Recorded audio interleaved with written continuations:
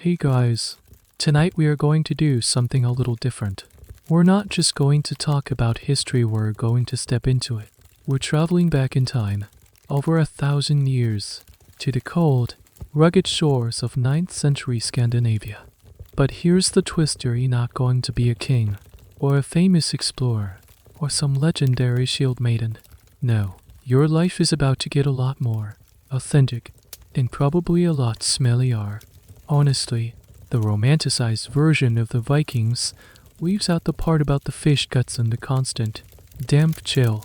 So, before you get comfortable, take a moment to like the video and subscribe, but only if you genuinely enjoy what I do here. And while you're at it, let me know in the comments where you're listening from and what time it is for you. I love seeing how far these stories travel.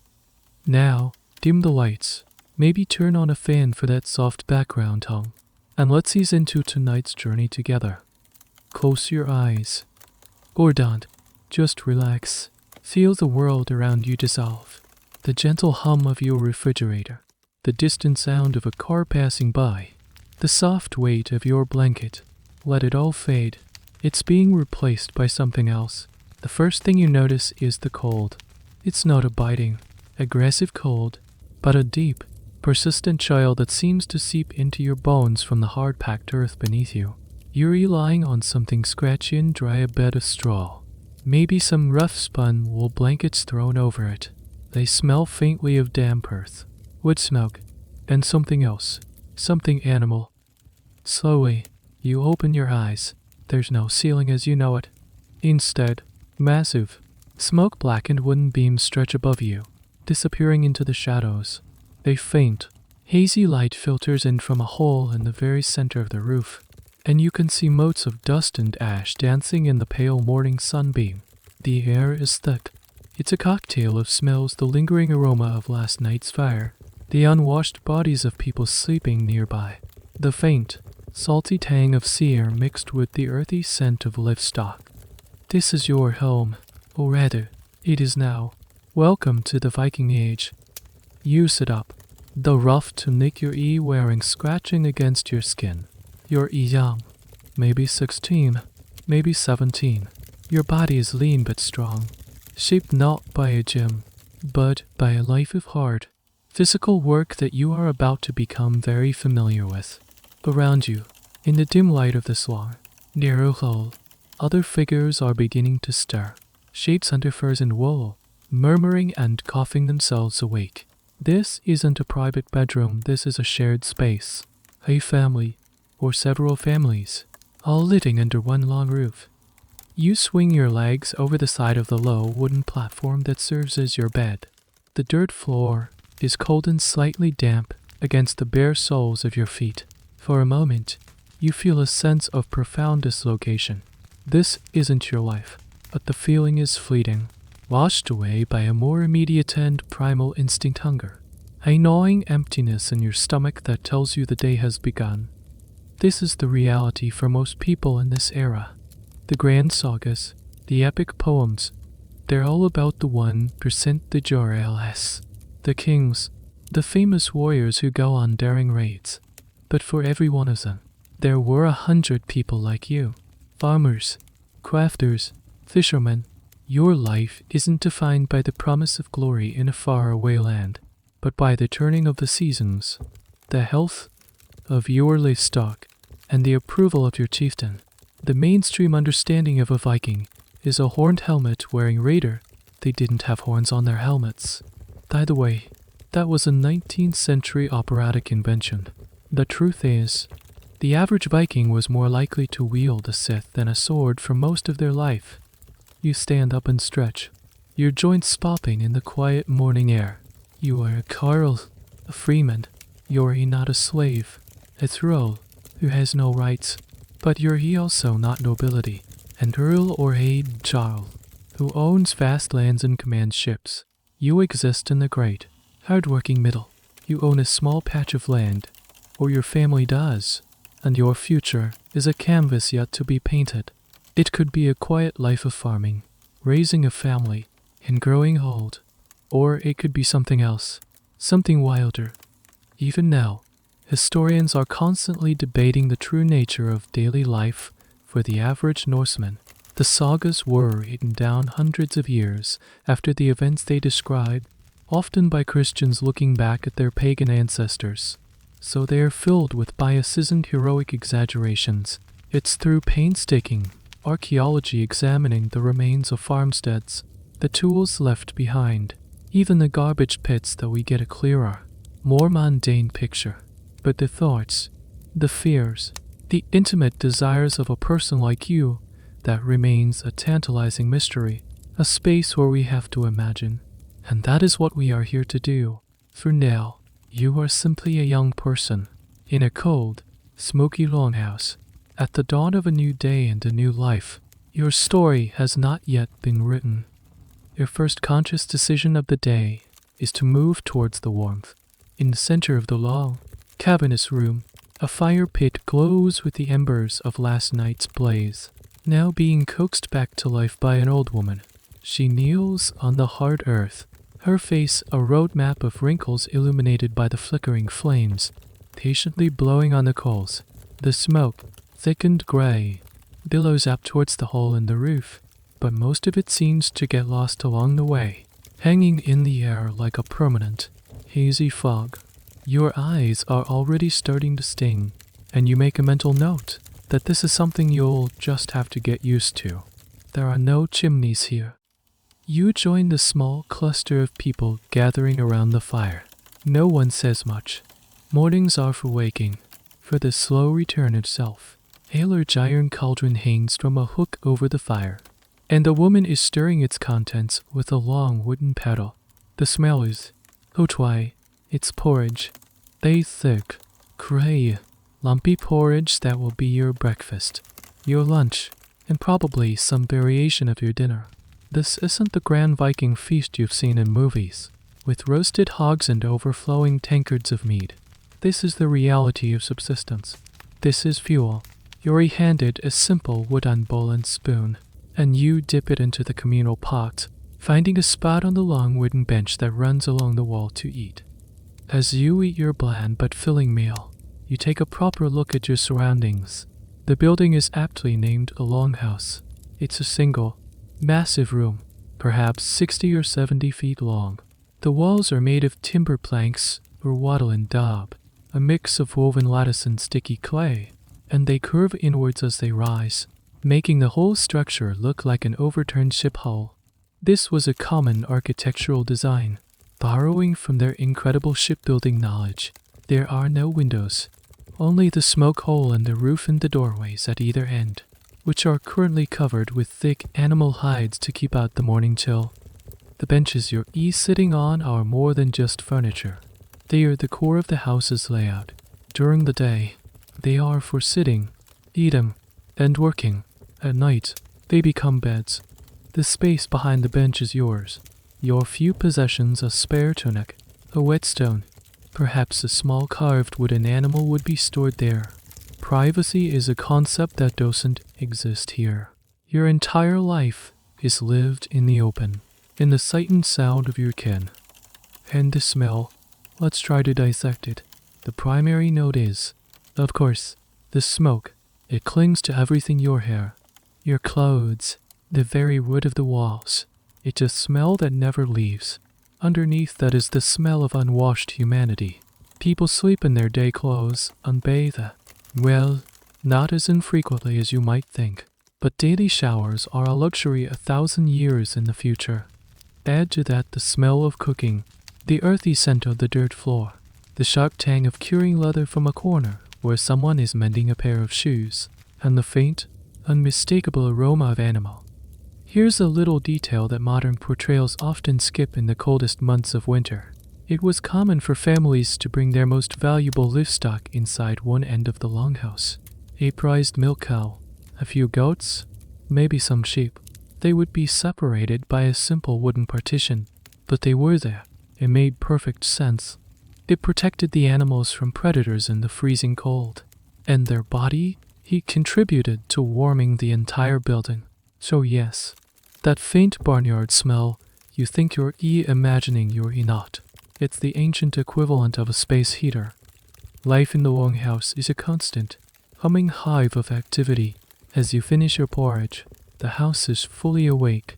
The man is meticulously sharpening an axe by the firelight, the rhythmic shy-eyeing of stone on metal cutting through the morning murmurs. Two women are sitting together, weaving wool on a vertical loom, their hands moving with practiced speed. A child is chasing a small wooden toy across the floor. This is not just a home, it's a workshop, a community center, and a fortress all in one.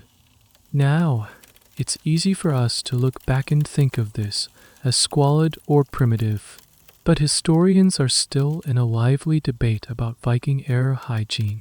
While their living conditions might seem dirty to us, contemporary accounts from other cultures, like the English, often describe the Norsemen as unusually clean. An Arab diplomat, Ibn Fadlan, noted they were obsessed with combing their hair and washing. There's even strong evidence that Saturday was bath day across the Norse world. The Old Norse word for Saturday is laugardagar, which literally translates to washing day. So, were they dirty or clean? The truth is likely somewhere in the middle. They lived in smoky, crowded conditions, but valued personal grooming. Perhaps the longhouse itself was perpetually grimy, but the people within it tried their best to maintain a standard of cleanliness. It was a constant battle against the soot, the mud, and the general mess of life. Your bowl is empty. The day waits for no one. You place the bowl back by the cauldron and head towards the hide-covered doorway. It's time to find out what a person like you actually does all day, pushing aside the heavy flap of leather. You step outside, and the crisp, cold, clean air hits you like a physical blow. It's a relief, washing the smoke from your lungs. And for the first time, you can see the world outside the longhouse. The world outside the longhouse is vast and green, but also intimidating. Lyra, you're standing on a small patch of cleared land, a homestead carved out of an immense, untamed wilderness. A thick, dark forest looms on one side, its ancient trees seeming to watch you with silent indifference. On the other side, the land slopes down towards the steely gray waters of a fjord, its surface rippled by a relentless wind that carries the scent of salt and cold stone. A handful of other longhouses and smaller outbuildings dot the landscape, connected by muddy tracks. This is your village, your world. Your father, or the man who acts as the head of your household, is already outside, his breath misting in the air. A G.S. abroad, weathered man with hands like gnarled oak roots. He doesn't greet you with a warm good morning. He simply nods towards a fenced infield a short walk from the house and says, "The fence needs mending. A fox got him last night. Took a hen." His voice is flat, practical. This isn't a chore assigned to punish you, it's a simple statement of fact. A problem that needs solving. Survival is a team sport here. You grab a wooden mallet and a small pouch of leather strips and wooden pegs from a shed that leans against the longhouse. The shed is a treasure trove of utilitarian smells: drying herbs, tar for waterproofing, and the sharp scent of cut wood. As you walk towards the field, your bare feet, or thin leather-soled, shoes do little to protect you from the damp, lumpy ground. You're reminded that every step is a negotiation with the terrain. Mending the fence is your job for the morning. It's not glamorous. It's not the stuff of sagas. You find the spot where the cunning fox dug its way under the wattle fencing, a simple barrier of interwoven saplings and branches. Your fingers, already numb with cold, fumble with the pegs and leather ties. You hammer a new stake into the ground, your blows echoing slightly in the quiet morning. You weave in fresh branches, your hands getting scratched and scraped by the rough bark. This is your first job, not as a warrior, but as a homesteader. This is the foundational reality of the Viking Age that often gets lost in the stories of raids and adventure. The vast majority of Norse people were farmers and herders. Their lives were dictated by the seasons and the land. They called it the Annar, the rhythm of the year. Spring was for plowing and planting barley, oats, rye, and a few vegetables like cabbage and peas. Summer was for tending the crops, fishing, and Yes, for some, going on raids, autumn was the most crucial time to harvest. A good harvest meant survival through the winter. A bad one meant starvation, or what they called the Axe Age, Wolf Age before the end of things. Your entire community's well-being depended on the work you are doing right now. As you work, you notice others performing their own tasks. A couple of boys, younger than you, are down by the fjord's edge, untangling fishing nets. A woman is vigorously churning butter in a tall wooden churn, the rhythmic sloshing a constant backbeat to the morning. Someone else is leading a pair of oxen towards a field, the heavy wooden plow dragging behind them. Every single person has a role. There is no idle time. Life is a constant stream of necessary labor. Here's a small, curious detail: the tools you're using would feel surprisingly familiar. An axe from the Viking Age looks remarkably like a modern axe. A hammer is a hammer. Their blacksmithing skills were superb, and their tool design was so efficient and practical that it has barely changed in 1,000 years. However, some of their farming techniques were interesting. Archaeologists have found evidence of what's called plague-gin agriculture, where they would repeatedly cut turf from one area and lay it over their fields to enrich the soil. It was incredibly labor-intensive, and historians still debate how widespread or effective this practice really was. But it shows a deep, hands-on understanding of the land and a desperate need to make it productive. Your fence mending is interrupted by a sharp command. The head of the household is calling you over to the field that needs plowing. The oxen are yoked. The plow is ready, but it's a two-person job. One to guide the oxen, and one to steer the heavy ard. A simple scratch plow that doesn't turn the soil but just cuts a groove into it. Your job is to be the steerer. You grip the two handles of the plow. The wood is worn smooth from years of use. The man gives a command to the oxen, and the massive beasts lurch forward. The plow bites into the earth, and suddenly you are wrestling with the planet. The force jars your entire body, from your hands up your arms and into your shoulders. You have to keep the blade at the right depth, fighting against rocks, roots, and the sheer, stubborn resistance of the soil. It's back-breaking, exhausting work.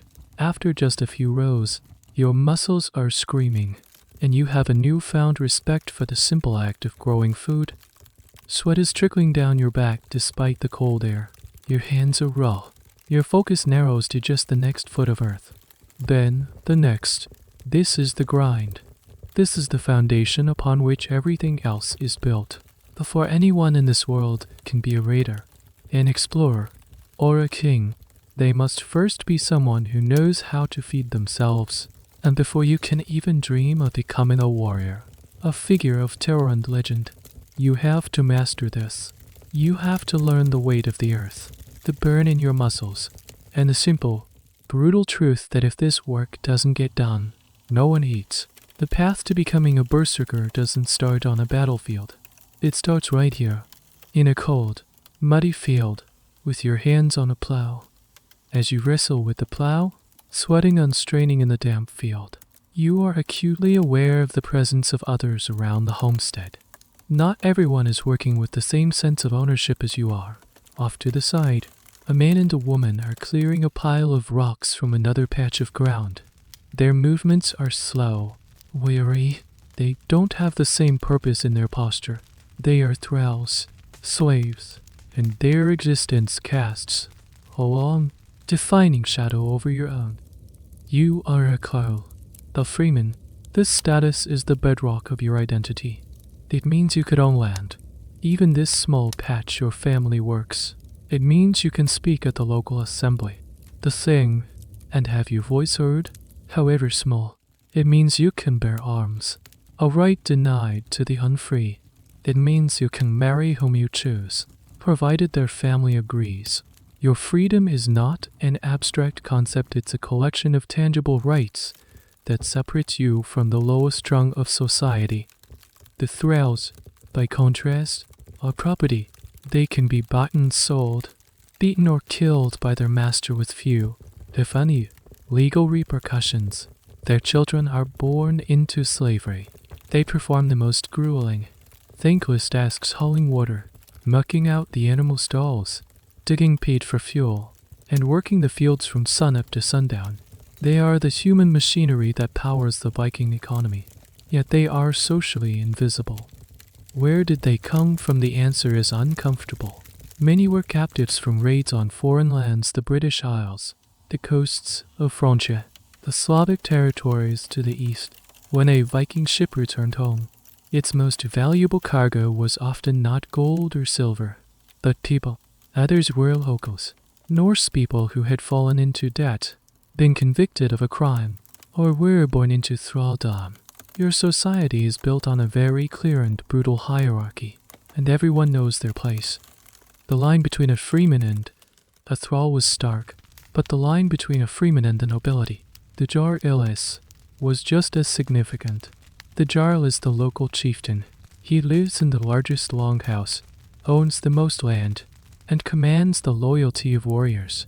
He is the law, the judge, and the military commander. Your family owes him allegiance. You might pay him a portion of your harvest as a tax, or be called upon to serve him in a conflict. Your freedom as a carl is contingent on his goodwill. It's a system of patronage and obligation. You are free, but you are not entirely your own master. This rigid three-tiered system, jarls, carls, and thralls, was mythological, lie baked into your worldview. The god Heimdall, disguised as a man named Rig, was said to have visited 3 different households. In the first, a wretched hut, he fathered the ancestor of all thralls. In the second, a sturdy farmhouse, he fathered the ancestor of all carls. In the third, the grand hall, he fathered the ancestor of all jarls. This story, the Rig Sula, served as a divine justification for the social order. You were born into your station, and it was the will of the gods. And yet, it wasn't entirely inescapable. This is a point historians still puzzle over: how much social mobility was truly possible. It was exceedingly rare, but a thrall could, in theory, be granted freedom by their master for loyal service, becoming a freedman. This new status was precarious, and they often remained dependent on their former owner. More common, perhaps, was the movement between carl and jarl. A successful carl, a farmer who through luck and hard work acquired more land and wealth, could gain influence. If you proved yourself an exceptionally skilled and brave warrior on a raid, you might catch the jarl's eye. Wealth, reputation, and martial prowess could elevate your family's standing over generations. Conversely, a carl could easily fall into thraldom. A few bad harvests, a crippling debt, a feud with a more powerful family, these could strip you of your land and your freedom. Your status as a carl is not a guarantee, it's a position that must be maintained. This creates a constant, low-level anxiety that underpins your daily life. You work hard not just for sustenance, but to protect your place in the world. As you pause your plowing for a moment to wipe the sweat from your brow, you look over at the thralls again. One of them, the young woman with hair the color of straw, catches your eye for a brief second. There is no spark of connection, only a dull, empty weariness in her gaze before she looks back down at the rocks. In that fleeting moment, you are reminded of the vast gulf that separates you. You are both young, both living under the same gray sky, but your potential futures are worlds apart. You can dream of honor, of a family, of becoming something more. Her dreams, if she still has any, are likely much simpler: a full belly, a warm place to sleep, and a day without a beating. This is a strange and often overlooked aspect of Viking society. They were obsessed with personal freedom and autonomy, yet their society was built on the backs of the unfree. This contradiction is central to understanding their world. The freedom you cherish is defined, in large part, by its absence in others. It's a sobering thought as you grip the plow handles again and urge the oxen forward. The soil doesn't care if you are a carl or a thrall. It resists you all the same. As the sun climbs higher, casting longer shadows across the fields, The relentless physical labor of the morning gives way to a short midday break. You sit on an upturned log, gnawing on a piece of hard, dry bread and some cheese, washing it down with water from a leather flask. It's during these moments of quiet observation that your attention drifts from the world of men and their toil to the world of women. Back near the longhouse, a group of them are working. Their tasks just as vital as plowing the fields, but requiring a different kind of strength. They are sorting and cleaning wool, preparing it for the loom. One of them, a woman with a confident stride and a set of bronze keys hanging from a chain on her belt, is directing the work. She is the S3X, the lady of the household, and in many ways, she holds as much power within its walls as the jarl does outside them. You've been raised to believe that a man's world is the outdoors, the field, the sea, the battlefield. A woman's world is the indoors, the longhouse, the hearth, the storehouse, but it would be a grave mistake to think her domain is any less important. The keys she wears are not just for show, they are a potent symbol of her authority. She holds the keys to the food stores, the chests of valuables, the very sustenance of the entire household. While the man of the house might be responsible for bringing in the wealth, she is the one who manages it, protects it, and allocates it. A man who angers his wife might find himself locked out of his own food supply. This authority wasn't just customary, it was enshrined in law. You've heard the stories at the Thing, the local assembly. Viking women had legal rights that would have been unthinkable in many other parts of contemporary Europe. A freeborn woman could inherit property. She could run a farm or a business if her husband was away or had died. She was not his property, she was his partner.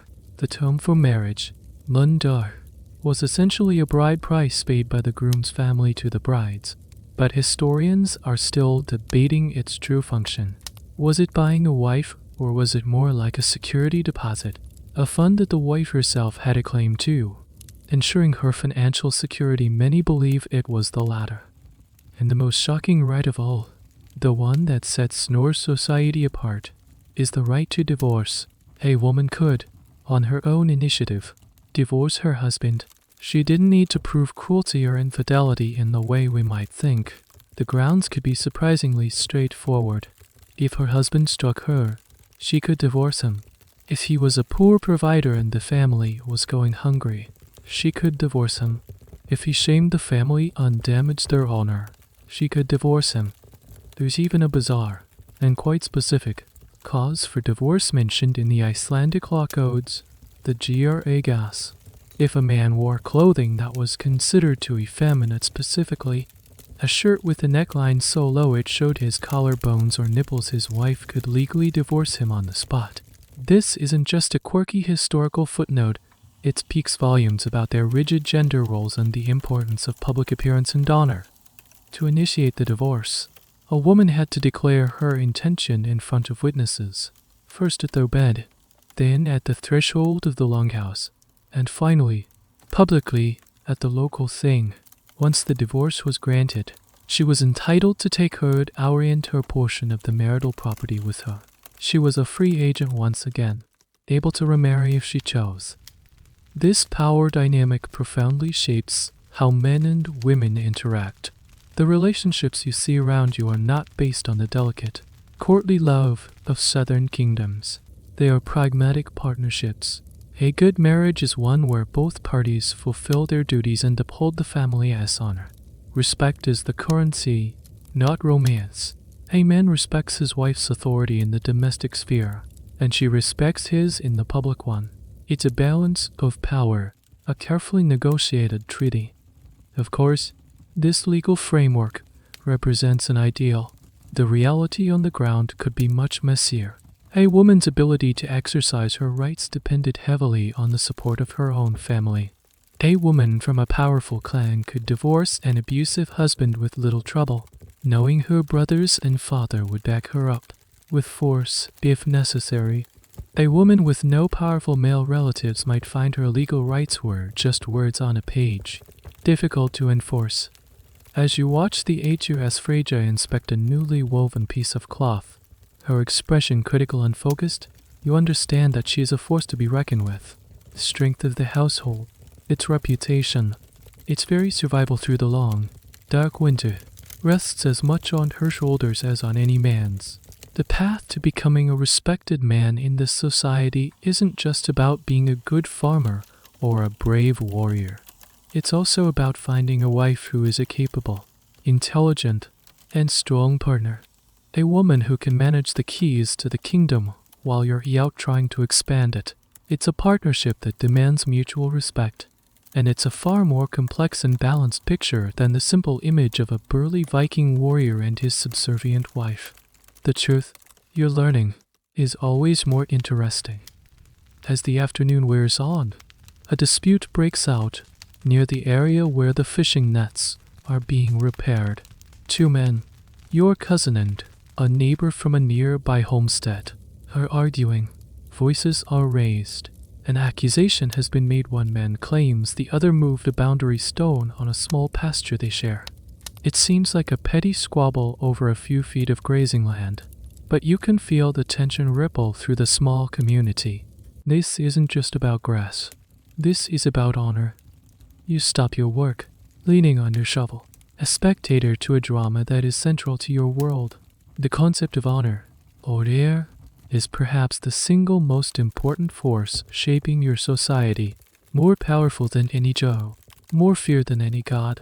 It's not just about your personal pride, it's your reputation, your social credit score, your family as standing, and your legacy all rolled into one. A man with great honor is respected, trusted, and followed. A man with no honor is a G or an outcast, a social ghost, a person who might as well be dead. Your honor is a living thing. It can be increased or diminished by your actions. You gain honor by showing courage, by keeping your word, by being generous to your friends and ruthless to your enemies, and by providing for your family. You lose honor by showing cowardice, by breaking an oath, by being stingy, or by suffering an insult without seeking redress. And that is what is happening right now. The accusation of moving a boundary stone isn't just a claim of theft, it's an insult. It implies the man is dishonest and sneaky. The accused man's face is red, a mixture of anger and shame. He can't let this stand. To do so would be to accept the blow to his honor, and his entire family would be diminished by it. The argument escalates. The men are now chest to chest, their hands hovering near the knives on their belts. This is the dangerous tipping point. A physical fight could break out, leading to injury or death, and a death, even an accidental one, demands retribution. It could ignite a blood feud between the two families that could last for generations, a destructive cycle of vengeance that consumes lives and property. Your society is perpetually walking on this razor's edge between order and chaos. This is why your legal system, the thing, is so important.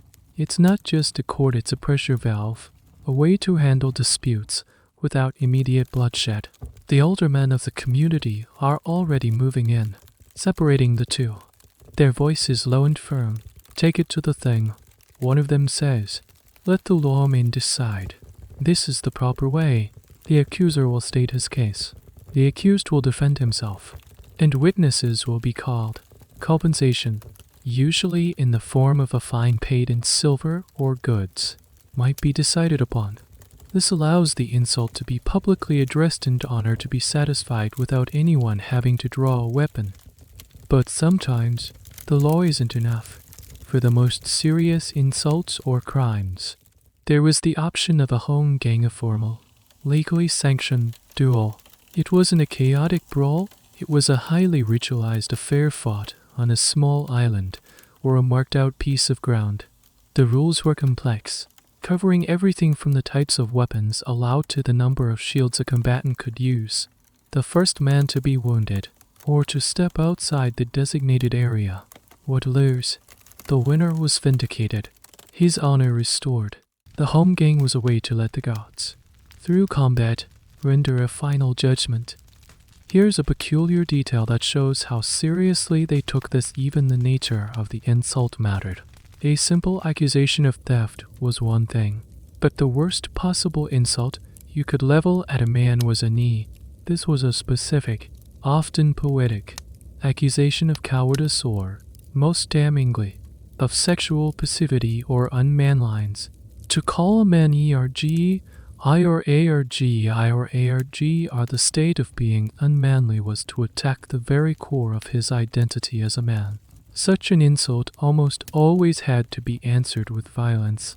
The law even stated that a man who was subjected to a knee was justified in killing his accuser on the spot. Historians continue to debate the exact social mechanics of honor and retribution. Were blood feuds as common as the sagas suggest, or were they the exceptional, sensational stories that were worth retelling? The archaeological evidence for widespread violence is ambiguous. It's likely that most people, most of the time, sought to resolve their conflicts peacefully through the thing, just as your neighbors are being advised to do. The ever-present threat of violence was precisely what made the legal system so necessary. The dispute over the boundary stone eventually fizzles out, the two men grudgingly agreeing to let the elders mediate. The tension dissipates, but a subtle awareness lingers in the air.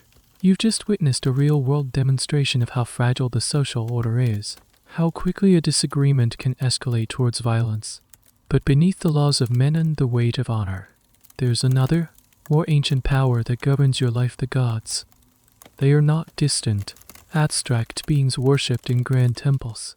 They are everywhere, all the time.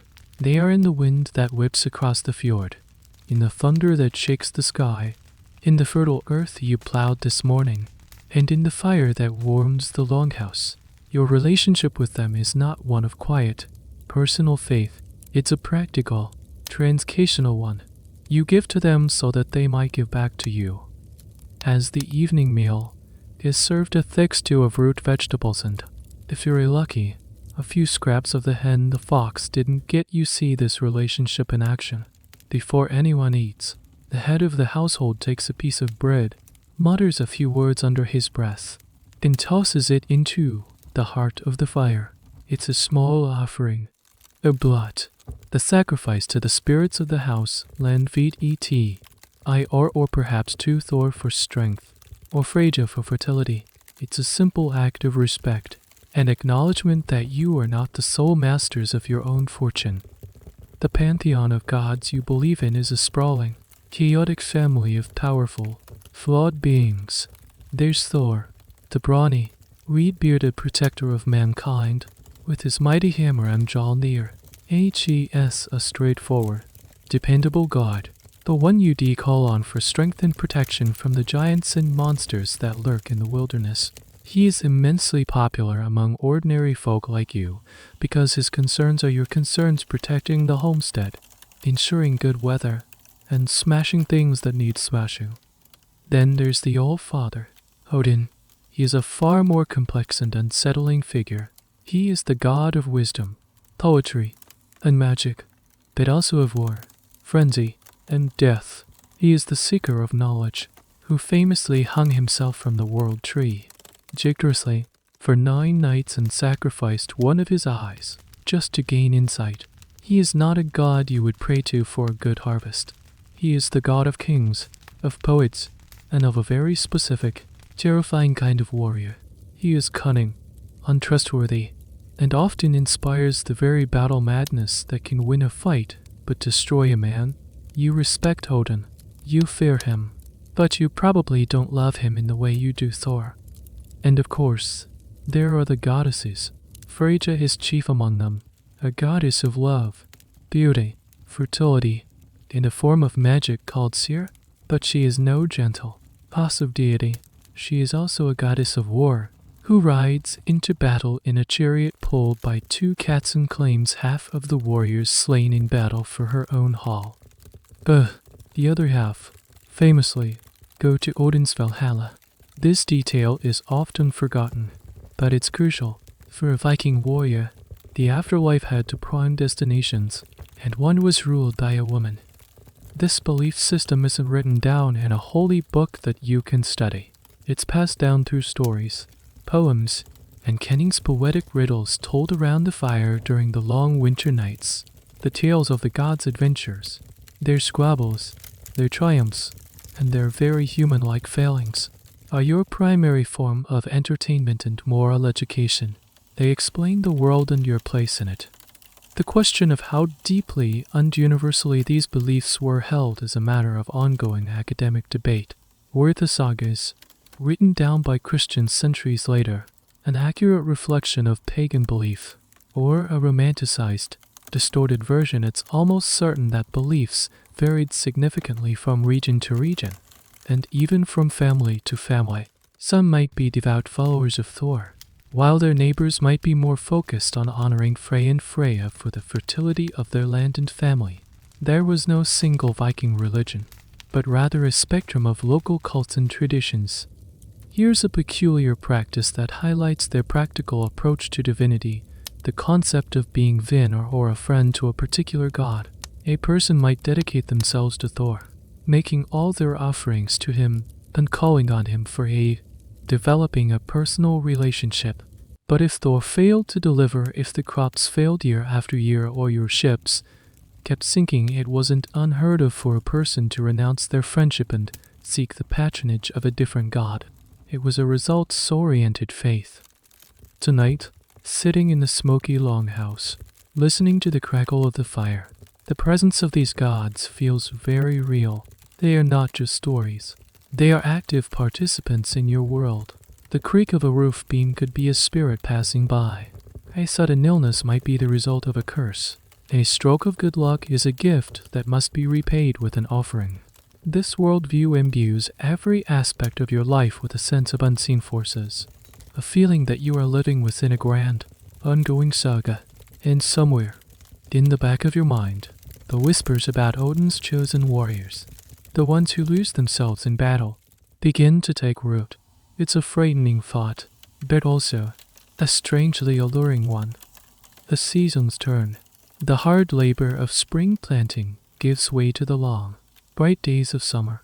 The sun hangs in the sky for what feels like an eternity, barely dipping below the horizon at night. This is the season of growth, of fishing, and for some, the season of going a Viking. You see the longships being prepared down at the fjord. They're high, carved prows like beasts waiting to be unleashed. Young men from your village and those nearby, their eyes bright with the promise of adventure and silver, are busy checking rigging, patching sails, and sharpening weapons. For you, however, the call to adventure hasn't come yet. You are still too young. Your place is still on the farm. But the pull is undeniable. The desire to prove yourself, to gain honor and wealth, is a powerful current in the soul of any young Carl. And so, your training begins, not in a formal, structured way, but organically, as part of growing up. Your father, or an uncle, takes you aside one evening. He hands you a simple wooden shield and a stout wooden staff. "Let's see what you've got," he says, his own shield and staff held with a casual, practiced ease. Your first lesson in combat is not about aggression, it's about defense. The shield is the single most important piece of equipment for a Norse fighter. It's not just a passive block, it's an active weapon. You learn to hold it close, to absorb the shock of a blow, to use its rim to strike and its flat face to shove. Your arm aches from the weight of it after just a few minutes. You are clumsy. Your swings with the staff are wide and telegraph. Your uncle easily bats them aside and thwacks you on the ribs. The blow just hard enough to sting and knock the wind out of you. "You're trying to kill me," he grunts. "Stop it. Try to stay alive first." It's a fundamental lesson. The glorious charge is for the sagas. Real fighting is about managing distance, conserving energy, and not dying. Your training isn't just with weapons. It's a holistic education in hardship. You are taught to swim in the frigid waters of the fjord, your body learning to overcome the initial shock of the cold. You are taught to track animals in the forest, to read the signs of a bent twig or a faint footprint. You learn to climb trees and rock faces, to move silently, to be at home in the wilderness that is both your provider and your greatest threat. These are not just survival skills, they are the foundational skills of a warrior. A man who cannot handle himself in the unforgiving Nordic landscape will be useless in a shield wall. And then there's the Gilima. This is the traditional Norse style of wrestling, and it's a favorite pastime. On long summer evenings, the men of the village often form a circle, and two opponents will step into the middle. It's a sport with complex rules, focused on trips, throws, and maintaining your balance while breaking your opponents. It's part sport, part combat training, and part social ritual. You take your turn in the circle, and you are thrown repeatedly. You learn about leverage, about using an opponent's momentum against them. You learn how to fall and get back up. More importantly, you learn how to lose without losing your temper. A crucial lesson in a society obsessed with honor. Here's a detail that modern depictions often get wrong. The average Viking warrior was not a muscle-bound giant. While strength was valued, agility, endurance, and cutting were paramount. The sagas are filled with heroes who outsmart their opponents rather than just overpowering them. Think of your training regimen: swimming, wrestling, climbing, running. It's designed to create an all-around athlete, a warrior who is resilient and adaptable, not a lumbering brute. Archaeological evidence from skeletons of the era confirms this, showing people who were hardy and well-nourished, but not abnormally large by today's standards. As you practice, you get better. Your movements with the staff become more economical. You learn to anticipate an attack, to use your shield more effectively. You even manage to land a few solid blows on your uncle, earning a grunt of approval, which is the highest praise you're likely to get. But your training remains firmly in the realm of the practical. You are learning the skills of a bondsman, a farmer who can be called upon to fight for his jarl in the local ladang, the naval levy. You are learning to stand in a shield wall, to protect the man next to you, and to trust that he will protect you. This is the standard path of a warrior, but you are beginning to hear whispers of another path, a darker, more solitary one. It's not something people talk about openly. It's mentioned in hushed tones, with a mixture of awe and fear. They talk of men who don't just fight for their jarl or for silver. They fight because they are possessed by a fury, a battle madness gifted to them by Odin himself. Men who need no armor, for their rage is their shield. Men who bite the rims of their own shields and howl like wolves. The Berserkers. And for the first time, the idea doesn't just sound like a scary story. It sounds like a calling. Historians are still debating the nature of this standard military training. There were no formal academies or boot camps. Skills were passed down from father to son, uncle to nephew, or learned through harsh experience. The line between a farmer, a hunter, and a warrior was blurry. Most men were all three. It was this versatility that made them such effective and feared opponents. They were not professional soldiers in the Roman sense. They were resourceful survivors who knew how to fight. Then you are becoming one of them. But the question that starts to form in your mind is that all you want to be? The days grow shorter, the air crisper, the vibrant green of summer mellows into the golds and browns of autumn. The longships have returned, some laden with silver and goods, others carrying stories of failure and loss. The men who left in the spring return changed. Some are richer and more confident, others are quieter, their eyes holding a new, hard-won knowledge. The rhythm of the homestead shifts back to the harvest, the most critical time of the year. It's during the evenings, as the community gathers in the longhouse for warmth and company, that the stories really flow. The fire pit glows, casting dancing shadows on the walls, and the air is thick with the smell of roasting meat from a celebratory feast. An old man, a skald or poet, begins to recite a saga. His voice is a gravelly, rhythmic chant, and he tells tales of legendary heroes, of dragons, and of the gods. And it is here, in the telling of these old stories, that you learn more about the figures that have begun to fascinate you. He speaks of the great hero Bolfier, or Bjarkai, a warrior in the court of a legendary Danish king. Bjarkai could, through magic, transform into a great bear on the battlefield. fighting with supernatural strength and ferocity while his human body lay sleeping in the hall. He was a bear man, the berserker. The word itself is a subject of debate for modern scholars.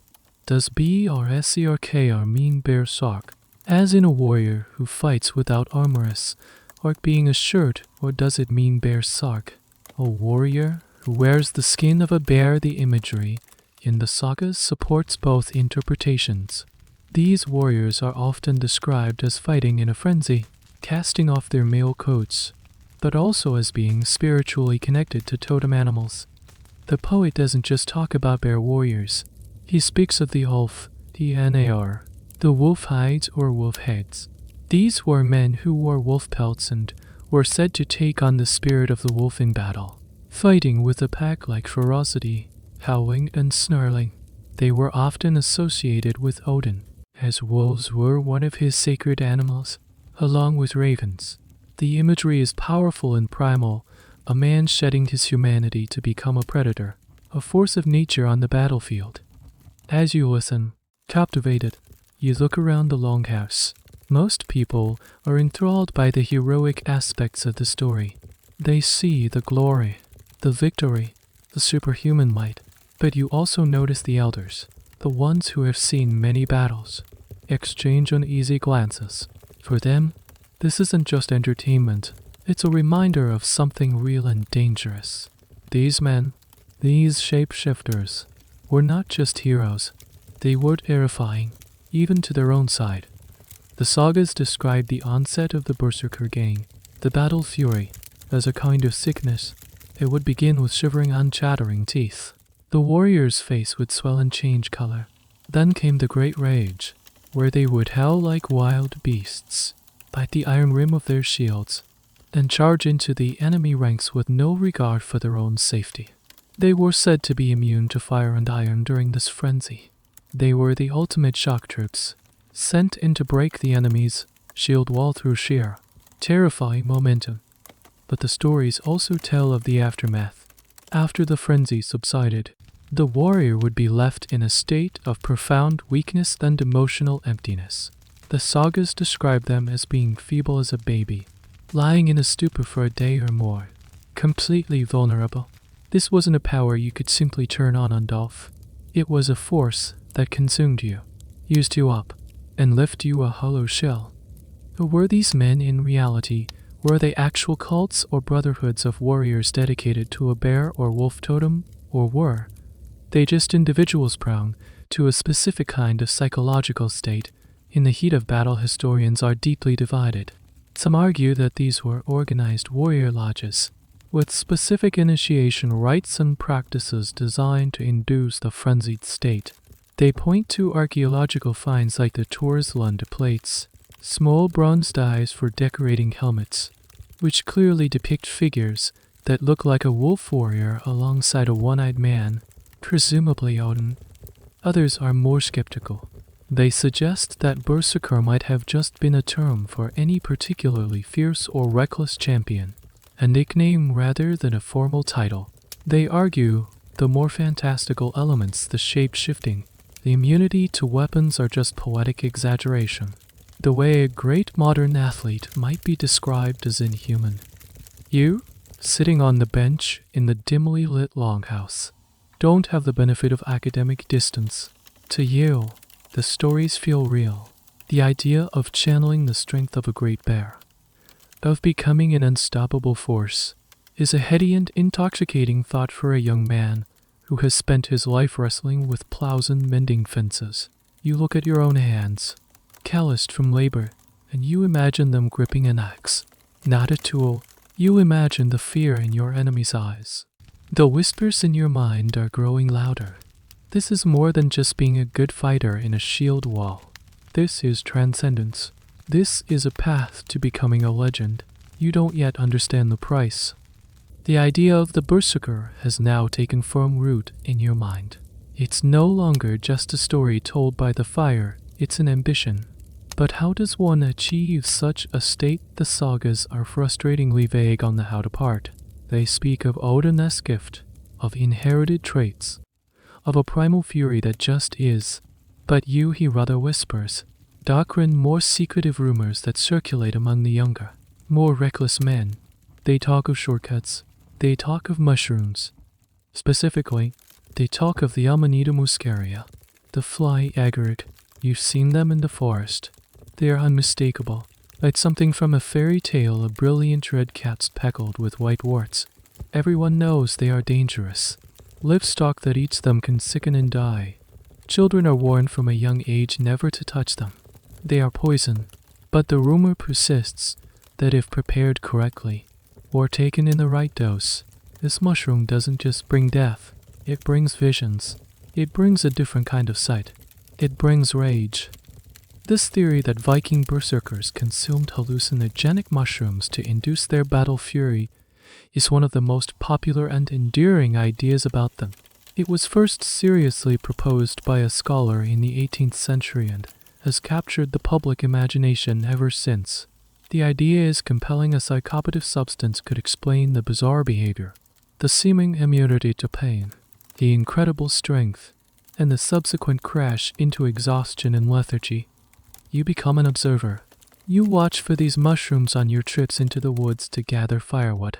You listen more intently when the older, stranger men on the fringe of your community talk. There's a man who lives alone in a small hut near the forest's edge. People say, "Chiesa, Imar, a practitioner of the forbidden magic." But he is treated with a mixture of fear and grudging respect. People go to him for remedies for sickness, or to find lost items, but they do so furtively, hoping not to be seen. You see him, sometimes, carefully harvesting things from the forest floor, things that aren't berries or edible fungi. The mushroom theory seems to fit. The reported symptoms of Amanita muscaria poisoning in some medical literature include muscle twitching, increased strength, delirium, and distorted perception of size. A man might feel like a giant. This aligns eerily well with some of the saga descriptions of the berserker frenzy. It seems like a neat, scientific explanation for a mythological phenomenon. However, if you were a modern historian, you would know this is one of the most contentious debates in the field. While the mushroom theory is popular, many scholars today find it highly unlikely. They point out a few major problems. First, the most common side effects of fly agaric poisoning are not rage and superhuman strength, but rather profuse sweating, vomiting, diarrhea, and a delirious, dreamlike stupor. While some people might become agitated, it's not the focused, aggressive fury described in the sagas. You'd be more likely to incapacitate your own army than the enemy's. Second, there is a conspicuous lack of evidence. Despite the mushroom's popularity in theories, there is not a single mention in any of the sagas or poems of warriors consuming mushrooms before a battle. For a culture that produced such a vast body of literature, it's a strange omission if it were a common practice. Furthermore, there's no definitive archaeological evidence, like mushroom residue in pots at a military encampment, to support the claim. So, what are the alternatives if not mushrooms? What caused the berserker gang? Some historians propose other intoxicants. The Vikings were certainly known to consume vast quantities of strong ale and mead. Perhaps extreme drunkenness, combined with the adrenaline of battle, could account for the reckless behavior. Another, more botanical theory suggests the use of henbane. This plant, when consumed, can induce hallucinations, a sense of detachment from reality, and aggressive behavior, which arguably fits the description better than mushrooms. Traces of henbane were even found in the grave of the supposed shield maiden at Burka, adding a tantalizing clue. But the most compelling theory, and the one gaining more traction among academics, is that the state was purely psychological. It could have been a form of self-induced hysteria or a trance state, achieved through ritualistic practices. Think of war dances, rhythmic chanting, hyperventitional, and intense, prolonged focus on a totem animal like a bear or wolf. Through these rituals, a warrior could systematically strip away his conscious mind, his fear, and his sense of self. unleashing a more primal, instinctual part of his psyche. This would be a skill, honed through practice, not a chemical reaction. It could be a form of what modern psychology might call dissociative identity disorder or a combat-induced trance. Back in your 9th century reality, you don't have access to these debates. All you have are the rumors. The idea of the mushroom is seductive because it's simple. It's a key that unlocks a door. The idea that the fury comes from within, that it must be cultivated through terrifying psychological discipline, is far more daunting. For a young, impatient man, the mushroom seems like a plausible, if terrifying, shortcut. You haven't decided if you're brave enough or foolish enough to try it, but you've tucked the knowledge away, just in case. The path is becoming clearer, and it leads not through the battlefield, but through the darkest parts of the forest and the even darker parts of the mind. Your fascination has now hardened into a decision. You don't want to be just another farmer with a spear, called upon to defend the Jarl's land. You want to be one of them. You want to walk the path of the beast, to feel the power of Odin's chosen. But becoming a berserker isn't like joining a club. There's no sign-up sheet. It is, you suspect, a journey you must undertake yourself, and it requires a kind of interview or test, not of your knowledge, but of your spirit. Your opportunity comes unexpectedly. A feud with a neighboring clan, simmering for years over a disputed piece of forest, has finally boiled over. A hunting party from your village was ambushed to men or killed. This is beyond the scope of the thing. Honor demands a swift and bloody response. Your Jarl calls his warriors. This isn't a foreign raid for silver, this is a local war, a grim and personal affair. You are of age now. Your name is called. You take your place among the other men. Your heart a frantic drum against your ribs. You have a simple iron helmet, a round shield painted with your family S emblem, a sturdy spear, and a S3X long, single-edged knife at your belt. You are no longer a boy playing with a wooden staff. This is real. Among the gathered warriors, you see them, a small group of men standing slightly apart from the others. They're older, their faces scarred, their eyes holding a disquieting stillness. There were no fancy armor, only simple tunics and the pelts of bears or wolves slung over their shoulders. These are the Jarl has heard, his personal guard, and among them are the ones you seek, the Berserkers. They don't look at you. They don't look at anyone. They seem to be listening to something no one else can hear. The Jarl gives a speech, his voice ringing out in the cold morning air. He speaks of dishonor, of vengeance, of the blood that must be repaid with blood. His words are like sparks landing on dry tinder. You can feel the mood of the assembled men shift from nervous anxiety to a collective, simmering anger. This, you realize, is the first part of the process, the stoking of the fire. The war party sets out, moving silently through the forest. The path is familiar, but today it feels different, charged with menace. Every shadow seems to hide an enemy. Every snap of a twig makes you jump. You try to control your breathing, to emulate the unnerving calm of the man with the fur pelts. The attack happens at dawn. Your party descends on the rival homestead, a mirror image of your own. The air is shattered by war cries. The two shield walls crash together with a sickening crunch of wooden bone. This is the moment you have trained for, but no training could prepare you for the reality. It's a chaotic, terrifying symphony of screams, shouts, and the clang of steel on steel. Your world shrinks to the man in front of you, his face contorted in a snarl, his spear jabbing towards your eyes. You fight out of pure, animal instinct. You block with your shield. You thrust with your spear. You are part of a machine, a wall of wooden iron. But you are not just fighting the enemy. You are fighting the fear that is threatening to paralyze you. And this is the test, the interview. You see one of the berserkers. He's not in the shield wall. He's a whirlwind of destruction on the flank. He has thrown his shield aside, and with a massive double-bitted axe, he carves a path into the enemy line. He is howling. Hey! unnerving sound that is not entirely human. He moves with a reckless, fluid grace, and the enemy recoils from him, not just from his axe, but from the sheer madness in his eyes. He is not fighting like you are. You are trying to survive. He is trying to destroy. Your own fight is going badly. A huge warrior smashes your shield, the wood splintering, your arm going numb from the shock. You stumble backward, exposed. He raises his axe for the final blow. In that split second, time seems to warp. The fear doesn't vanish, but something else rises to meet it, a white-hot surge of rage. It's not a conscious thought.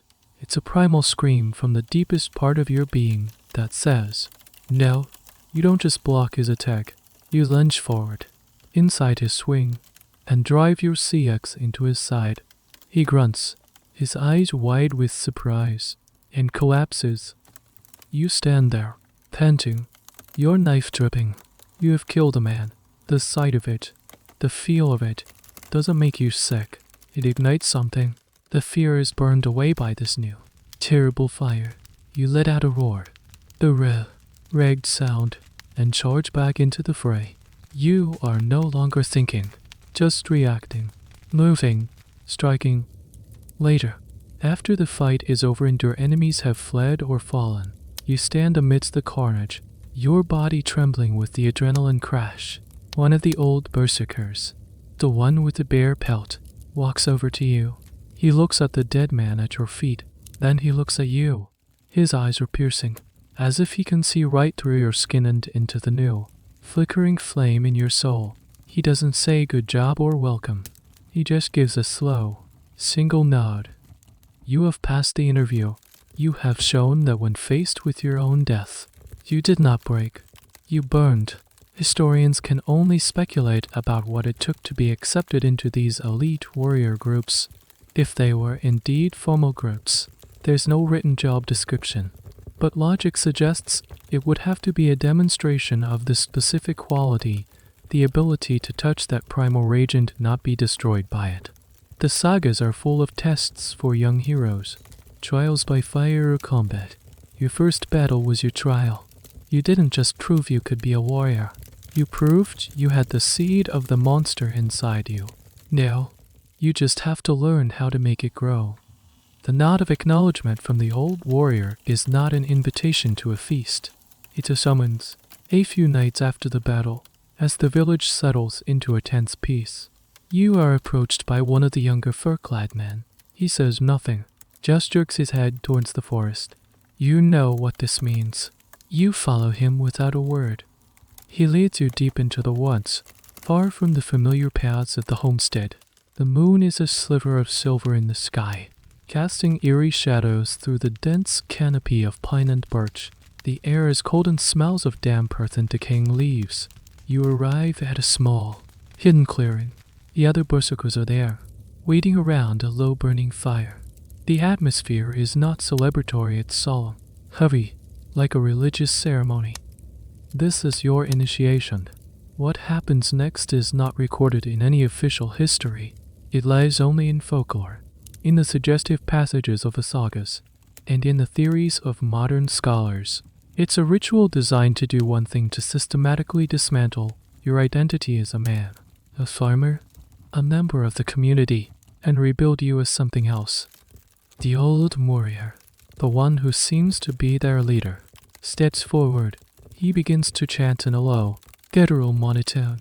The words are ancient, their meanings half lost to you, but you recognize names: Odin, the Old Father, the Lord of the frenzied Fenrir, the great wolf destined to devour the son the bear, the ancient spirit of the forest.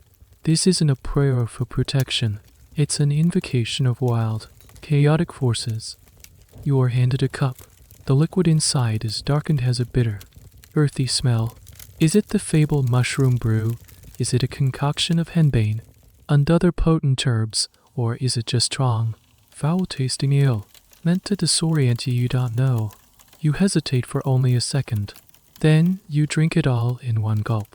Your initiation demands absolute trust, or at least the appearance of it. What follows is a blur of sensory overload and psychological manipulation. The chanting grows louder, more rhythmic, accompanied by the beating of a single hide drum. The beat is relentless, hypnotic.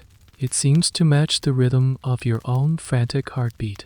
Or perhaps it's forcing your heart to match its tempo. You are told to strip off your tunic, to stand exposed to the cold night air.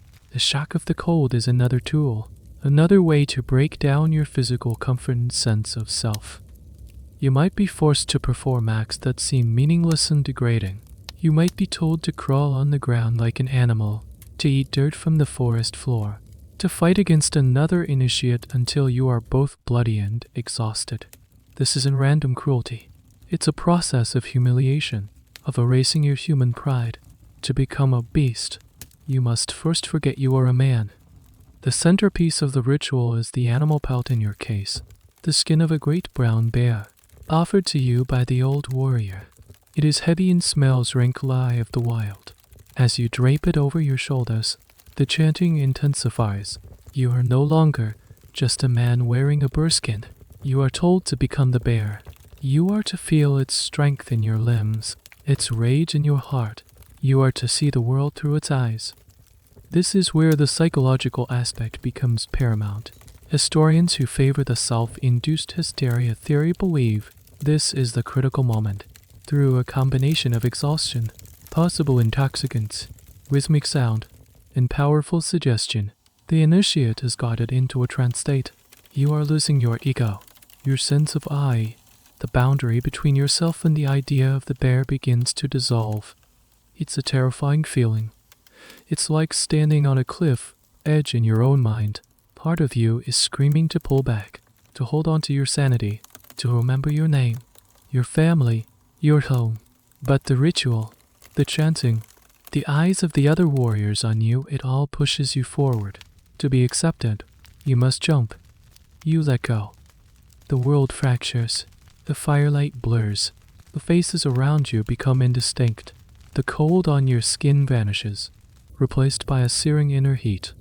A low growl rumbles in your chest, a sound you don't recognize as your own. Your muscles tense, coiled with a power you've never felt before.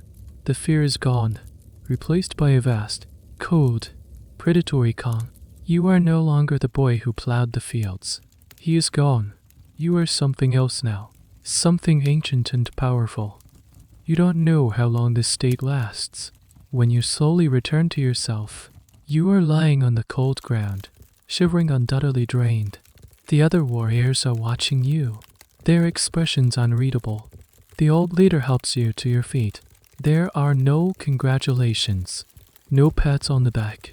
The shared experience is its own confirmation. You are now one of them.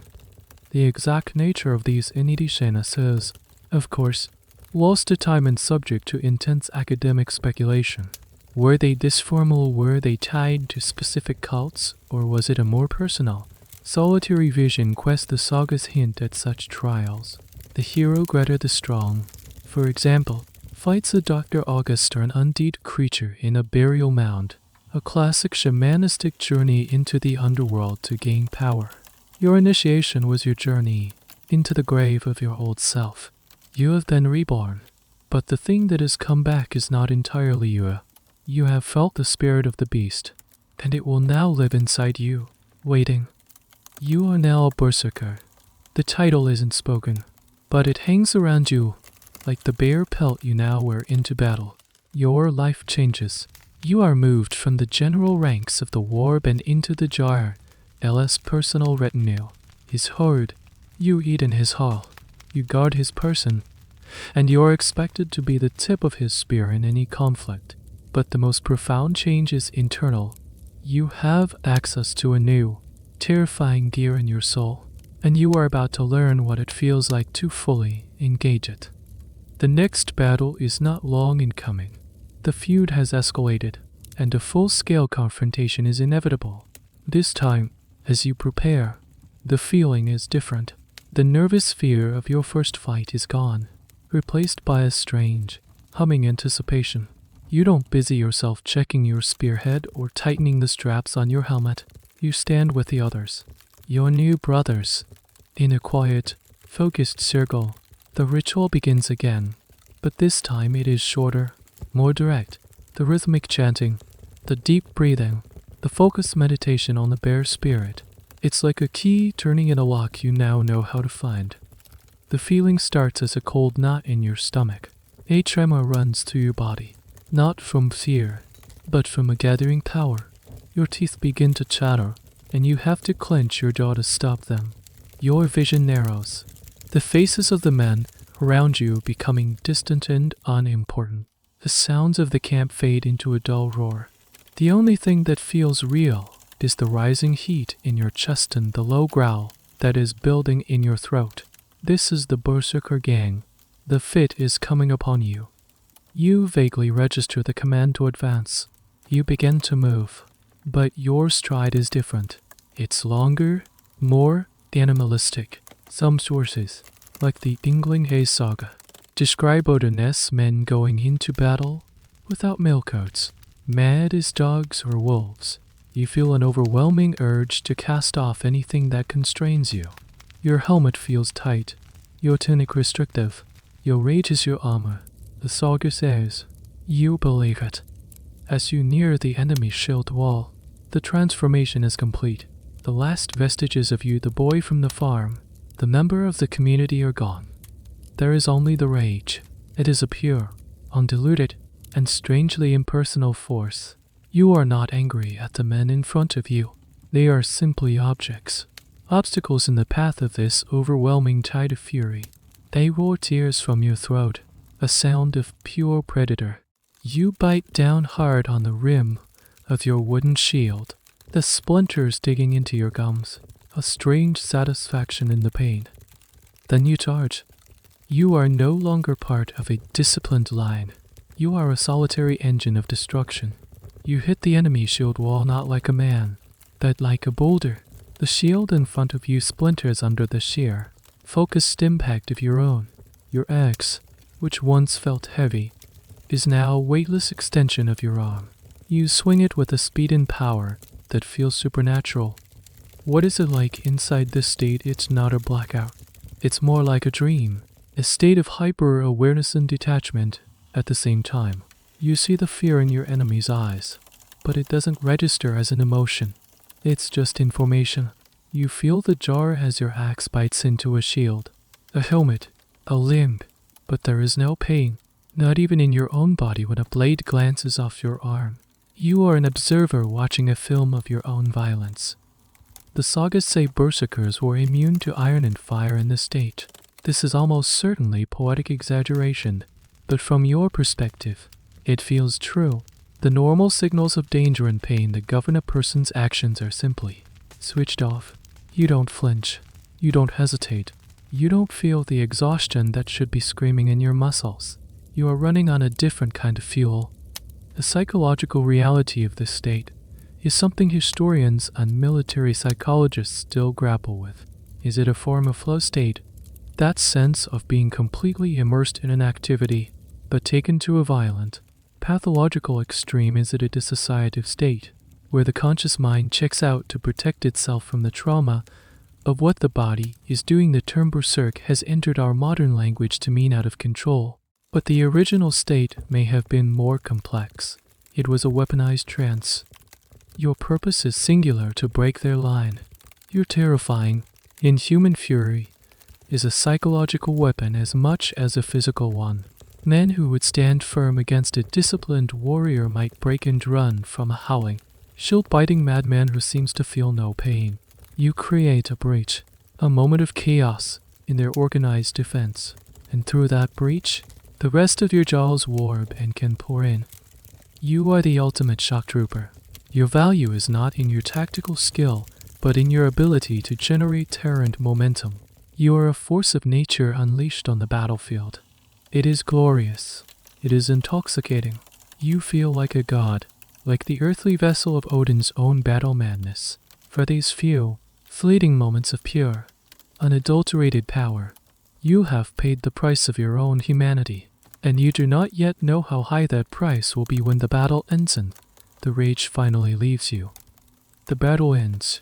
The enemy is broken, scattered into the forest. The shouts of victory from your kinsmen sound distant and strange, like sounds from another world. For you, the war isn't over. A new, internal battle is just beginning. The rage does not simply switch off. It recedes like a foul tide, leaving behind a desolate, poisoned shoreline. The first thing you feel is the weakness. It's not just the physical exhaustion of a hard-fought battle. It's a profound, cellular-level emptiness. The saga's description of being feeble as a baby is terrifyingly accurate. Your limbs feel like they are filled with sand. Lifting your axe, which moments ago felt like a feather, now seems an impossible task. You collapse to your knees, your entire body shaking with violent, uncontrollable tremors. Then comes the pain. The gift of the Berserker gang was its anesthesia. Now, the anesthesia has worn off, and your body is screaming. Every cut, every bruise, every strained muscle makes its presence known all at once. The gash on your arm that you didn't even notice now throbs with a white-hot fire. Your gums are bloody and dry where you bit your shield. Your head pounds with a skull-splitting ache. The world, which had been a hyper-focused dream, is now a swirling, nauseating mess of pain and disorientation. Your brothers in arms, the other berserkers, find you. They don't offer words of comfort.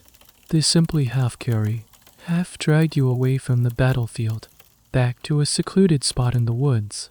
There is a silent understanding among you. You cannot be seen like this. The godlike warrior cannot be witnessed in his moment of pathetic collapse. The image of invincibility is a fragile one, and it must be protected. You lie on the cold ground, wrapped in your bearskin pelt, drifting in and out of a painful, feverish sleep for what could be hours or a full day. The world is a smear of murky consciousness. You are useless, vulnerable, and completely at the mercy of your companions. This is the hidden cost of the power, the part the Skaldes never elaborate on in their glorious poems. For every moment of superhuman strength, there is an equal and opposite moment of profound weakness. But the physical collapse is only half of it. The psychological aftermath is far worse. As your mind slowly clears, you are left with a chilling sense of alienation. You walk back into the victorious camp, and your kinsmen slap you on the back, offering you a horn of mead, cheering you as a hero. They see the result of your fury, the broken enemy, the victory won. They do not see the hollow space it left inside you. You feel a profound disconnect from them. Their joy, their relief, their camaraderie, it all seems foreign. You were not with them in the shield wall, fighting as a team. You were on a different plane of existence entirely. A lonely, terrifying place of pure rage. You look at their faces, faces you have known your whole life, and you feel like a stranger. You have seen and done things that they cannot comprehend, and it has carved a canyon between you and them. There is also the memory. It's not a clear, linear recollection, but a series of horrific, flashing images. The look in a man's eyes just before your axe fell, the wet, sickening crunch of bone, the spray of blood, in the heat of the frenzy. These were just data points. Now, in the quiet aftermath, they return with a nauseating emotional weight. Did you kill men who were already fleeing? Did you strike down someone who was trying to surrender in the blind rage? There is no discernment, no mercy. There is only destruction. Historians and psychologists have long theorized about the link between the berserker phenomenon and what we would now call post-traumatic stress disorder (PTSD). While it's anachronistic to apply modern diagnostic criteria, the parallels are striking. The dissociative state of the berserker gang could be seen as an extreme coping mechanism for the horrors of close-quarters combat, but the subsequent intrusive memories, the emotional numbness, the social alienation, these are all classic symptoms of severe psychological trauma. You are a hero to your child, a monster to your enemies, but to yourself, you are a hollowed-out shell. The glory feels empty. The victory tastes like ash. You have touched the power of a god, but it has burned you from the inside out. You sit by the fire in the hall, surrounded by celebration. But you have never felt more alone. The path you have chosen has given you great strength on the battlefield, but it is beginning to cost you your own soul, piece by piece. The silence that now fills your mind is louder than any war cry. The feud is settled, the victory secured. Your child rewards his loyal warriors with arm rings of silver and praise in the great hall. You and your berserker brothers are given the place of highest honor. You are seen as the instruments of his will, the living embodiments of his power. And now, your life settles into a new, strange routine, the life of a professional warrior in peacetime. You might imagine that being a berserker means a life of constant, wild adventure. The reality is far more mundane. Your primary role is not to fight, but to be ready to fight. You are the Jarl's permanent bodyguard, his sworn herd. This means long stretches of what is, essentially, high-stakes security work. Your days are spent in and around the Jarl's longhouse, which is larger and more finely constructed than your family's home, but still governed by the same smoky, communal atmosphere. You stand guard at the doors, your presence a clear invisible warning to any who might wish the Jarl harm. You flank his high seat during feasts, a silent, menacing shadow behind his authority. You escort him when he travels to the Thing or to visit other allied chieftains. Most of this work is crushingly boring. It is hours of standing, watching, and waiting. You lean on your axe, your eyes scanning the faces in the hall, your mind drifting. You are a weapon in storage, kept sharp and ready, but a weapon nonetheless. This enforced idleness is a strange kind of torture. The immense, chaotic energy you've learned to summon has no outlet here. It's coiled in your gut, a sleeping beast that occasionally stirs, reminding you of its presence. You live a life apart, while the farmers and craftsmen of the village go about their seasonal tasks. Your seasons are dictated by the Jarl's needs. You are fed from his kitchens, you sleep in his hall, and your loyalty is to him above all else, even your own kin. This creates a subtle but powerful wedge between you and the community you came from. You are no longer one of them. You are one of the Jarl's men. This social structure, the herd, was a cornerstone of Scandinavian power dynamics. A Jarlor king's power was directly proportional to the size and loyalty of his personal retinue. These were men who had sworn oaths to defend him to the death end. In return, he provided them with sustenance, shelter, and a share of any wealth gained. It was a symbiotic relationship. Their fearsome reputation enhanced his status, and his generosity ensured their loyalty. That for a berserker, this life of relative luxury and idleness has a dark side. In the wild frenzy of battle, your condition is an asset.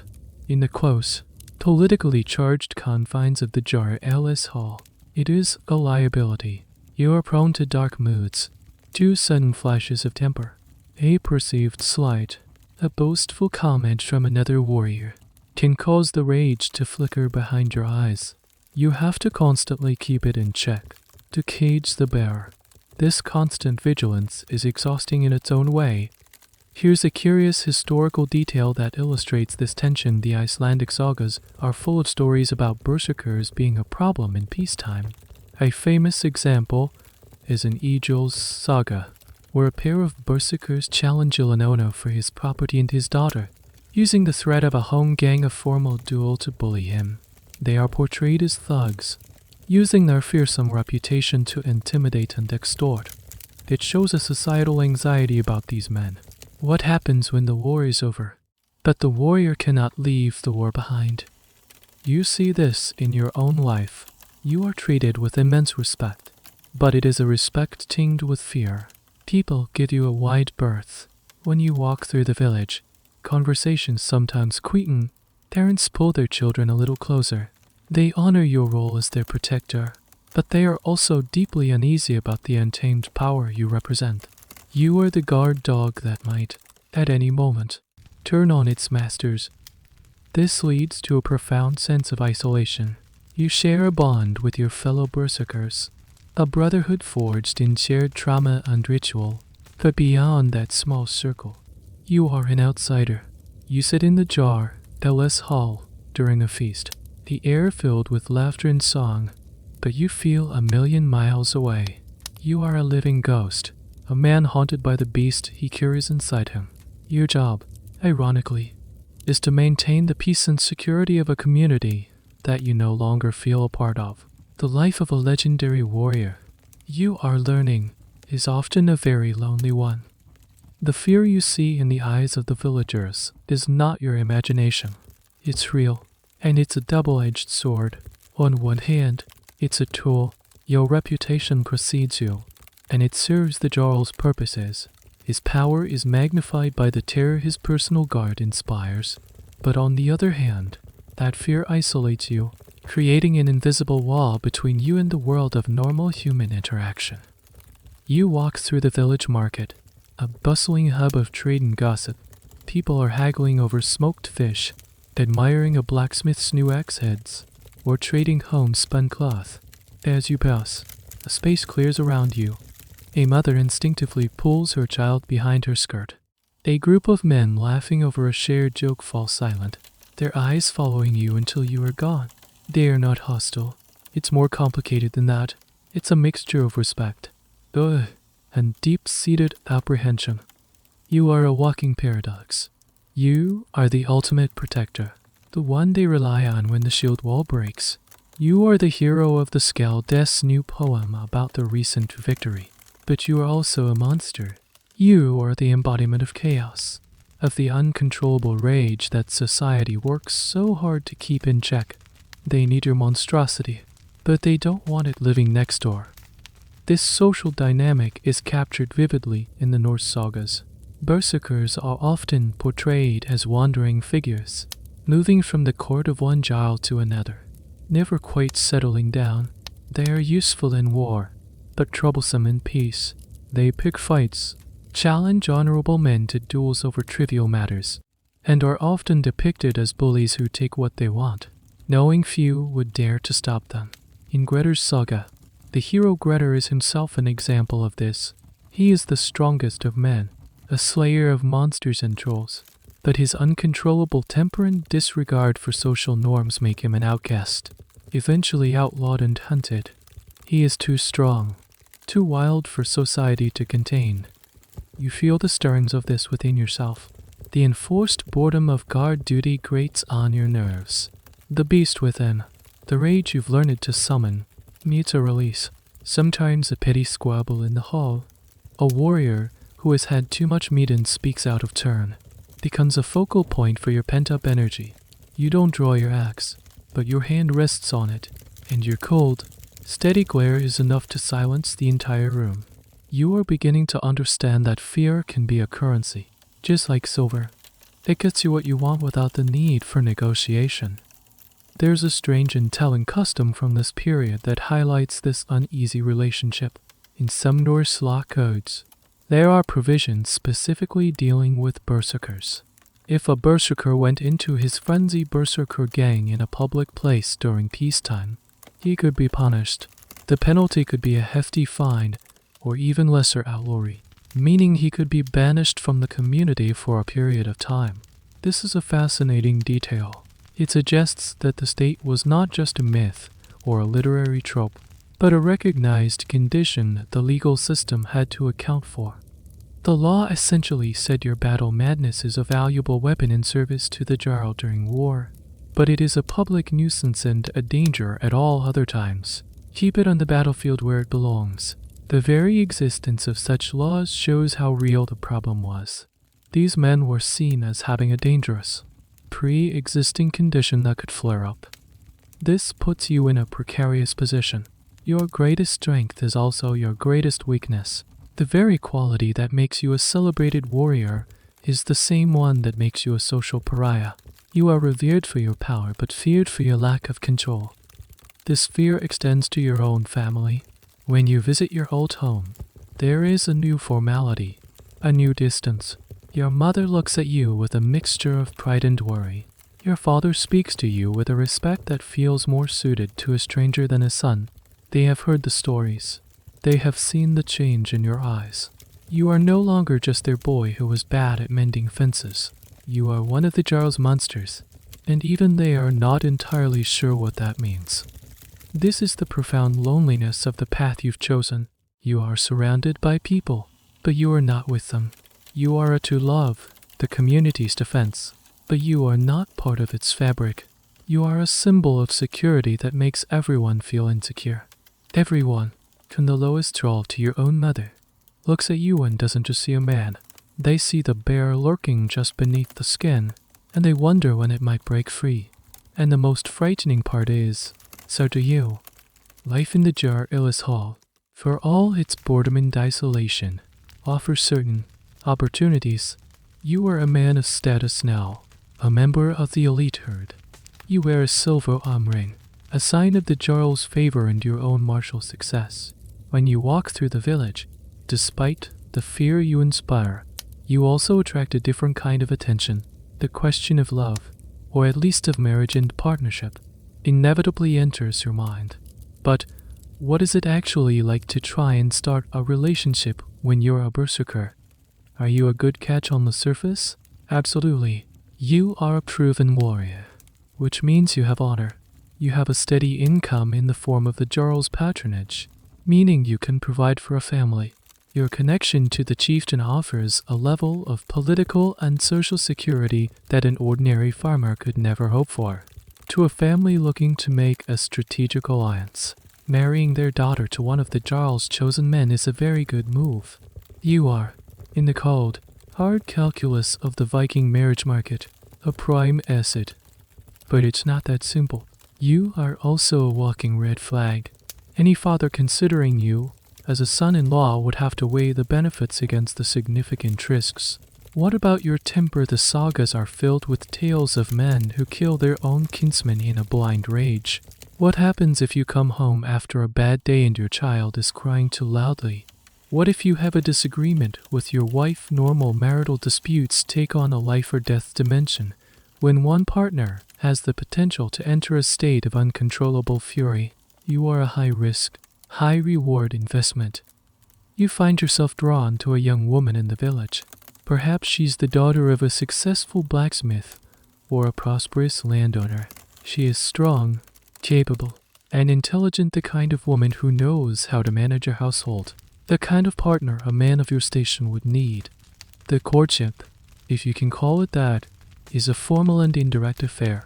You don't woo her with poetry and flowers. You speak to her father. The negotiation is a delicate dance. Her father is respectful, even flattering. He speaks of your honor, your bravery. You, in turn, speak of the bride price, the mandar. You are willing to pay her family, a testament to your wealth and serious intentions. But the unspoken question hangs heavy in the air between you. Is his daughter safe with you? You try to carry yourself with a calm, controlled dignity, to project an image of a man who has mastered his inner beast, not one who is enslaved by it. You are trying to sell him on the idea that the monster is a tool you use for work, not something you bring home with you. Let's say you are successful. The alliance is agreed upon. What about the woman herself? Remember, she has a say in this. While marriages were often strategic arrangements, a woman could, in theory, refuse a match. What does she see when she looks at you? Does she see the silver arm ring in the status, or does she see the haunted look in your eyes, the scars on your knuckles, the unsettling stillness that can snap into violence at any moment? This is where historical sources fall silent, leaving us to speculate. A relationship with a man like you would require a very specific kind of woman. She would need to be exceptionally brave, not easily intimidated. She would have to be psychologically astute, able to read your moods and know when to approach you and when to give you space. In a way, she would have to be a tamer of beasts, a partner strong enough to be the anchor for your volatile soul. There's a fascinating, if somewhat gruesome, little detail from the law codes that touches upon the intimate side of life. Some codes contained clauses about what was permissible in a marriage. For instance, a man could be fined for injuring his wife, but there were also stranger things. One law mentioned that if a man composed love poetry for another man's wife, it was considered a serious offense, not because it was romantic, but because it was a form of verbal theft, an insult to the husband's honor. It shows that even affection and desire were filtered through the lens of honor and reputation. For you, intimacy would be a complex landscape. The physical act of love itself might be fraught with the fear of losing control. The tenderness and vulnerability required for a genuine emotional connection might feel like a weakness you cannot afford. How do you share your deepest fears with a partner when your deepest fear is yourself? Perhaps your relationship would be one of a respectful distance, a pragmatic partnership where you provide security and resources, and she provides a well-run home and dares to carry on your name. The emotional core might be built not on shared vulnerability, but on a mutual understanding of your respective roles. She would be the mistress of the calm, orderly longhouse, and you would be the guardian at the gate, keeping the chaos of the outside world at bay, while constantly fighting the chaos within. It might not be the romantic love of stories, that in your world, it might be the only kind of love that is possible for a man like you. It would be a partnership built on strength, but forever shadowed by the potential for violence. The negotiations are successful. Her father, weighing the prestige and security you offer against the undeniable risk, gives his consent. Her family accepts your bride price. The woman herself, perhaps intrigued by your power, perhaps confident in her own strength, or perhaps simply seeing no better option, also agrees. You are to be married. But you are quickly reminded that in your world, marriage is not the culmination of a private love story. It is a public and deeply commercial transaction. Your wedding day is less about a sacred union of two souls and more about the formalizing of a contract between two families. The ceremony itself is a grand feast, hosted by your father-in-law, a public display of his wealth and status. It's a strategic investment, showing the community the strength of this new alliance he has forged for his family. The whole affair is built around property, inheritance, and honor. The two key financial components are the mandar, which you have already paid, and the hymenev Ilchia, her dowry. The dowry is the property she brings into the marriage from her own family. It might include land, livestock, household goods like looms and cauldrons, and fine textiles. And here's the crucial part that underscores a woman's standing: this property remains legally hers. It is not absorbed into your assets. This is her safety net, her stake in the partnership. Historians still debate the precise legal nuances of these transactions, as they likely varied by region and time period. But the general principle is clear. The financial arrangements were designed to bind the two families together and provide security for both parties, especially the woman. Your marriage is, in essence, a merger. Your family's honor and her family's honor are now intertwined. Her well-being is your responsibility, and any insult to you is now an insult to her powerful kin, and vice versa. The ceremony is steeped in symbolism. One of the central moments is the sword exchange. You present your new father-in-law with your ancestral sword, and he, in turn, gives you a new one, symbolizing that you are now the protector of his daughter and his family's interests. The symbolism is potent. You are trading one set of loyalties for an expanded one. Then comes the key ceremony. After the feast, your bride is formally led to your new home or your place in the jar, LS Hall. The matriarch of your household, your mother, if you were living on a family farm, would publicly hand over the keys to the storehouses and food chests to your new wife. This is a public transfer of power. She is now the HUS Freja, the mistress of the household. It's a clear and unambiguous statement to everyone from this day forward. She is in charge of the domestic sphere. As a berserker in the jar LS herd, your situation might be slightly different. You might not have a separate farmstead, but the principle remains. She would be given authority over your shared living space and your possessions. Her status as your wife affords her respect and authority she would not have otherwise. And what about romance and all this? The concept of marrying for love, as we understand it, was largely alien. Affection and respect could certainly grow within a marriage, and the sagas are full of couples who clearly have deep, loyal bonds, but the foundation was pragmatic. A good marriage was one that was prosperous, produced healthy children, and enhanced the honor of both families. A partnership that functioned well was, by their standards, a successful one. There's a curious and rather unromantic detail found in some legal texts concerning the consummation of the marriage. The marriage wasn't considered fully legally binding until it was consummated, and this had to be witnessed. No, not the act itself, but several witnesses would escort the newly married couple to the bridal bed and then stand guard outside the door. They would then be the ones to formally attest the next day that the marriage had, in fact, been completed. It sounds bizarrely intrusive to us, but for them, it was just another step in ensuring the legal contract was properly executed. No ambiguity, no room for future dispute. You sit at your own wedding feast, a horn of mead in your hand. You look at your new wife, sitting beside you. She is a partner, the political ally, the future mother of your children, and the manager of your home. You feel a sense of pride, of accomplishment. You have fulfilled a key duty for a man of your standing. But as you look at her, you also feel a flicker of the old anxiety. You have just bound this woman and her entire family to your own volatile fate. Her safety and honor now rest on your ability to control the beast within. The marriage contract is signed, sealed, and witnessed, but the personal one, the one between the man and the monster inside him, is a pact that must be renegotiated every single day. The wedding feast is over, the legal contracts are witnessed, and you are now a husband. Your life in the jar LS Hall continues, but with a new dimension.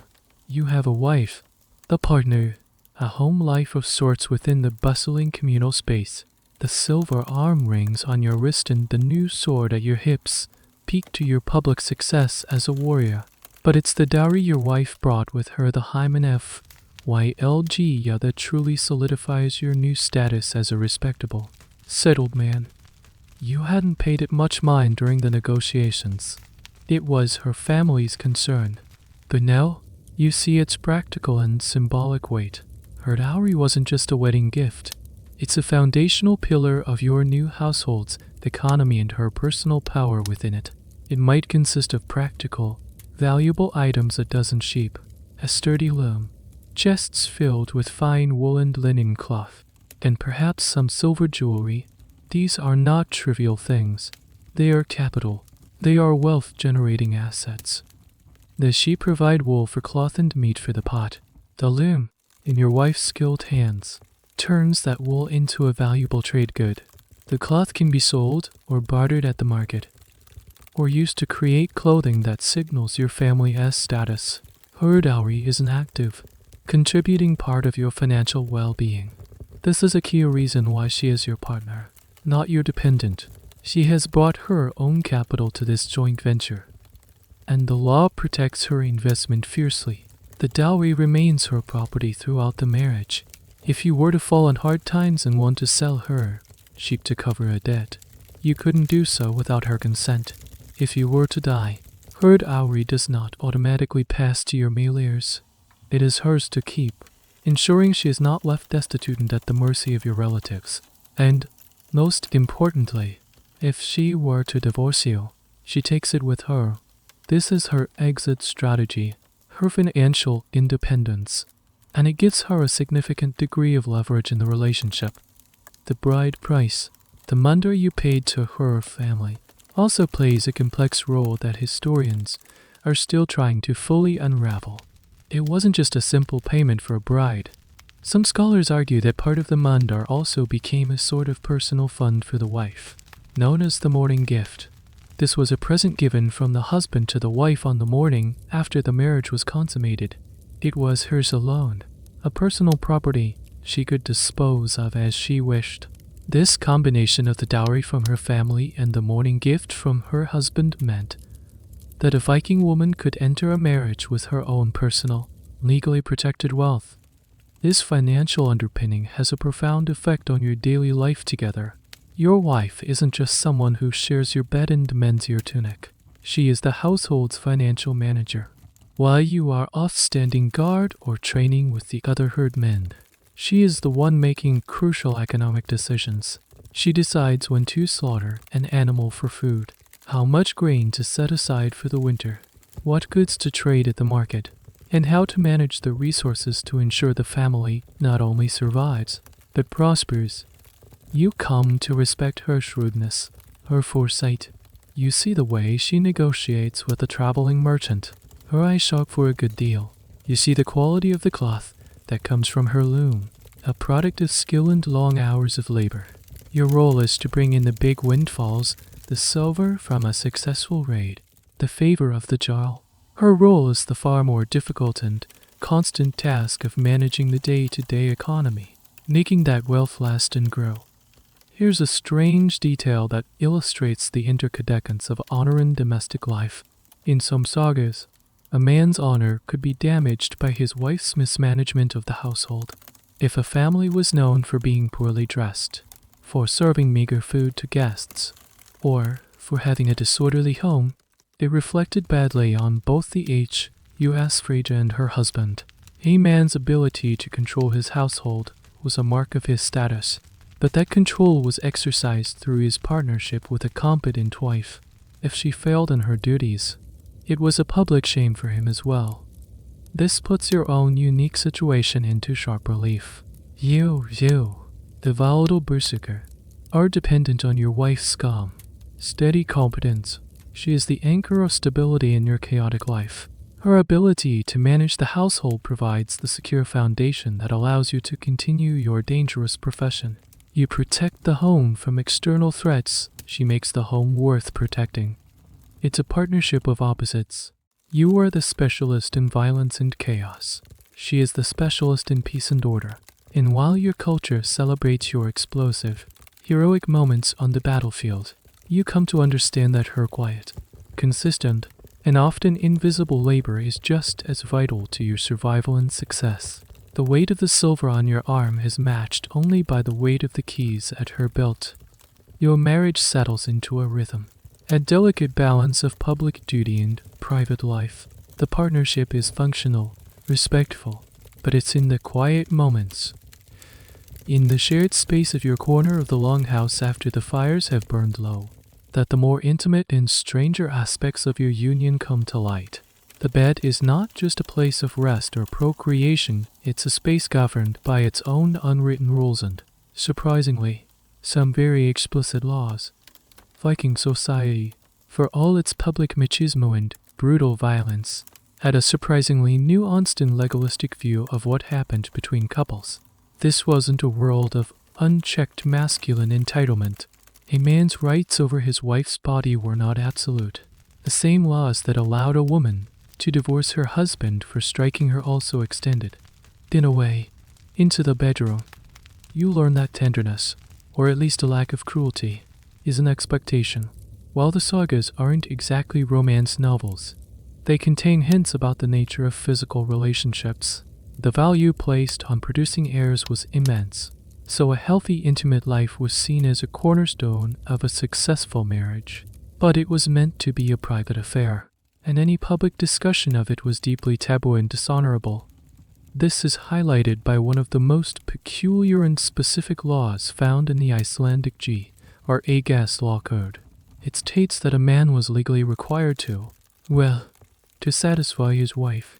The law stipulated that if a man failed to perform his marital duties for a period of 3 years, his wife could divorce him. This wasn't about love or desire, it was about the contract. A marriage was for creating a family, and if that part of the contract was unfulfilled, it was grounds for dissolution. It's a bizarrely bureaucratic approach to intimacy, but it shows that a woman's needs, at least in a procreative sense, were legally recognized. But the laws cut both ways, and they reveal a deep-seated anxiety about honor and public perception. You discover that while what happens in private is meant to stay private, Any hint of it that leaks out can be weaponized.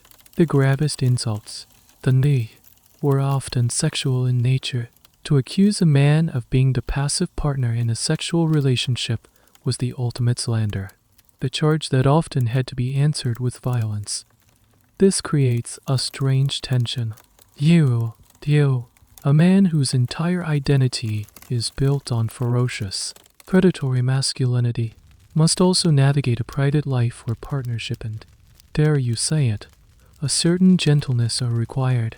The beast that serves you on the battlefield must be thoroughly caged at home. You are acutely aware that any failure in your manly duties, if it were ever to become public knowledge, could destroy your reputation as effectively as any enemy's axe. Here's another incredibly strange detail from the sagas that illustrates this point. In the Laxdla saga, a woman named Gudrun divorces her husband, Thorvald, for a very specific reason. He had bought her a beautiful, high-necked dress, and she, in a fit of pique during an argument, tells him that he's not much of a man and she's not going to be his little doll. To really twist the knife, she brings up the old law about a man wearing a low-cut shirt being grounds for divorce. She then cuts his new shirt to be scandalously low-necked, publicly shames him for it, and promptly divorces him. It's a masterful piece of political theater. She uses the law about clothing and the insult of unmanlines to get out of a marriage she is unhappy with. This story, whether true or not, shows that the bedroom and the wardrobe could be battlegrounds for honor just as much as the field of combat. As a berserker, this is a minefield. Your entire persona is one of extreme, almost caricature-like masculinity. Any hint of weakness or unmanlines would be catastrophic to your reputation. You learn to be guarded, to ensure your private life remains utterly private. The bond with your wife becomes a secret garden, the place where the rules of the outside world are suspended, but the fear of those rules ever intruding is a constant. Historians are fascinated by these glimpses into the private lives of the Norse. They challenge the simplistic image of the brutish, unfeeling Viking. They reveal a society deeply concerned with legalism, reputation, and the proper conduct of relationships. The archaeological evidence is, of course, silent on these matters. Skeletons cannot tell us about love or the intricate negotiations of a marriage bed. We are left with these strange, specific, and often contradictory passages in the Log-Odin sagas. They suggest a world where a woman could divorce her husband for his fashion choices, and where sexual satisfaction could be a matter for the courts. For you, it means that your home is both a sanctuary and a place of immense pressure. It is the one place where you can, hopefully, lay down the burden of being a monster. But it's also where you must perform the role of a husband, a role with its own set of unwritten rules and very real consequences if you fail. It is, in its own way, as demanding a standing guard in the Jarl's Hall. The years pass. Your marriage, founded on contract and pragmatism, deepens into a true partnership. Your wife's steady presence is the ballast that keeps your volatile ship upright. And then, the inevitable happens. A child is born, a son. His first cry in the smoky longhouse echoes louder than any war horn. It announces a new chapter in your life, one for which no amount of battle fury or ritual has prepared you.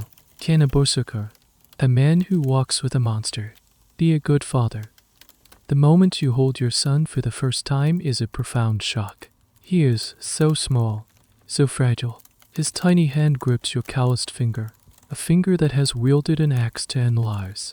In that moment, a new and terrifying emotion floods you, a fierce, protective love that is purer and more potent than any battle rage you have ever felt. It's a vulnerability you have never allowed yourself to experience. Your role as a father in this society is clear and steeped in tradition. 9 nights after his birth, the ceremony of Ayua, they save at me, or to pour water on, takes place. This is the formal naming ceremony. You, as the father, lift your son up before the gathered family on Tien, pour water over his head, and speak his name for the first time. This is the crucial act of acceptance. By performing this ritual, you are formally acknowledging him as your legitimate heir, bringing him into the protection of the family and the community.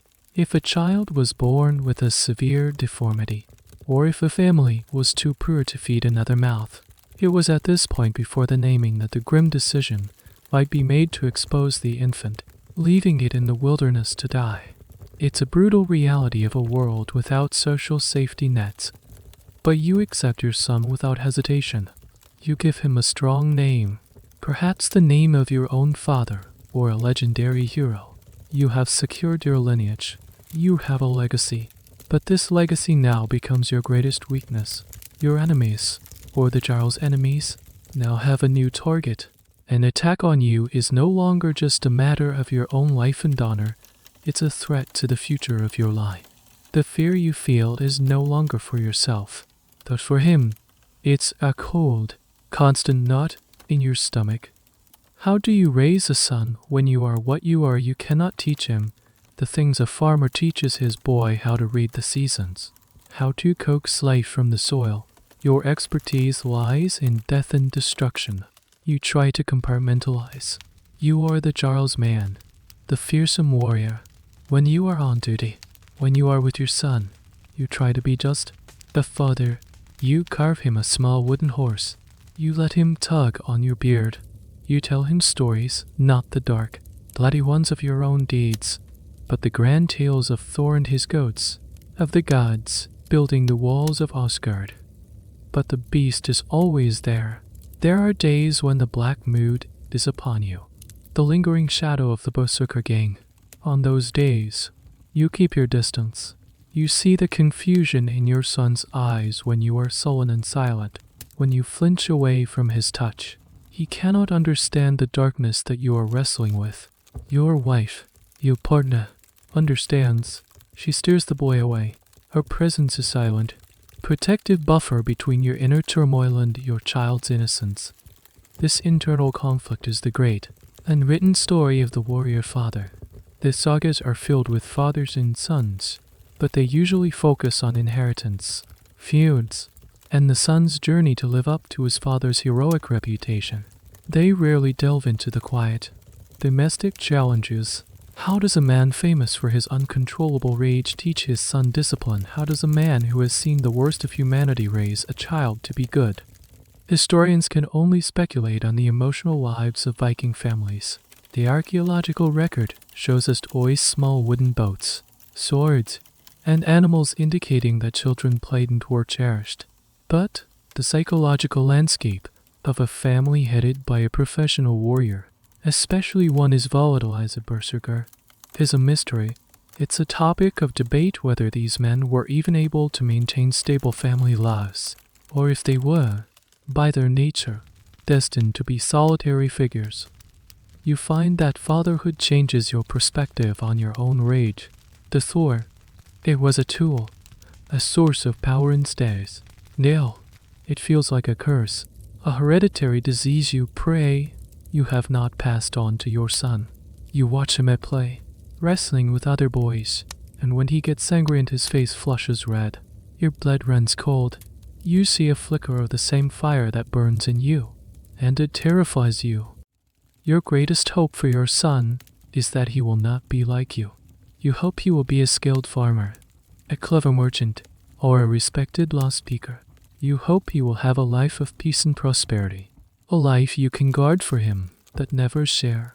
You continue to serve the Jarl, to don the bearskin, to unleash the fury when called upon, but you no longer do it for honor or for silver.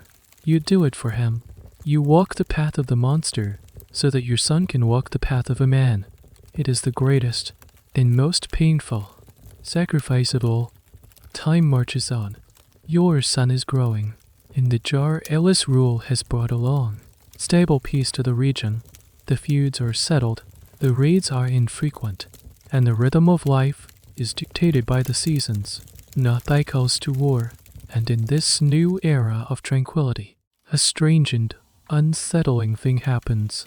Your greatest asset, the very thing that earned you your status in silver, is becoming a liability. The law is starting to catch up with the monster. You begin to hear stories from traders and travelers, whispers of a changing world.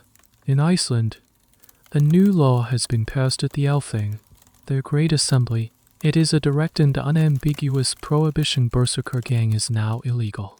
The law, as recorded later in the GRA gas, is stunningly clear.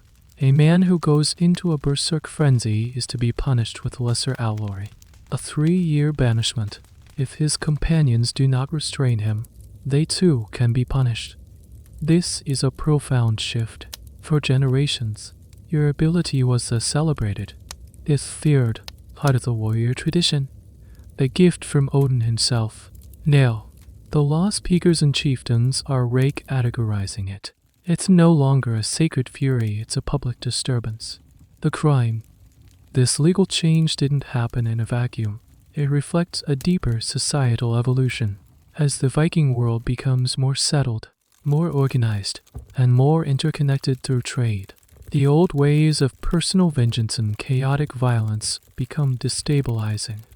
A strong chieftain or king doesn't want his best warriors picking fights and terrorizing the populace in peacetime. He wants order. He wants control. The wild, UNTM-able spirit of the berserker is anathema to the project of state building. The Christianization of Scandinavia, which is beginning to happen in earnest around this period, is another major factor. The new religion brings with it a new set of ethics. The Christian ideal is the knight, the disciplined warrior who fights for God and his king, who is sworn to protect the weak. The berserker, the pagan warrior who channels an animalistic rage and loses himself in a trance, is the polar opposite. He is seen not as divinely inspired, but as demonic. He is a relic of a savage past that must be tamed and eradicated. You feel this change in the Jar LS Hall. There's a new emphasis on discipline, on formation fighting, on strategy. The Jarl now praises the warriors who hold the line, who follow orders precisely. Your role as the wild card, the shock trooper, is becoming obsolete. Worse, it's becoming an embarrassment. Your presence, which once inspired awe, now draws uneasy looks from visiting Christian missionaries or traders from the south. You are a living symbol of a past that the new, modernizing elite is trying to move beyond. This legal and cultural shift is a fascinating subject of debate among historians. Was the outlawing of the berserker gang a genuine attempt to stamp out a real, problematic practice, or was it more symbolic? Perhaps berserker had simply become a catch-all term for any violent thug or troublemaker, and the law was aimed at general hooliganism rather than a specific spiritual practice. Some scholars argue that by the 11th and 12th centuries, the true berserker tradition, if it ever existed as a formal cult, was already dead, and these laws were just cleaning up the remnants. For you, the debate is academic. The effect is real. You are a man out of time. The skill you spent your youth cultivating is now illegal. The rituals you performed in the deep woods are now considered black magic. The god you drew your power from, Odin, is being replaced by the White Christ.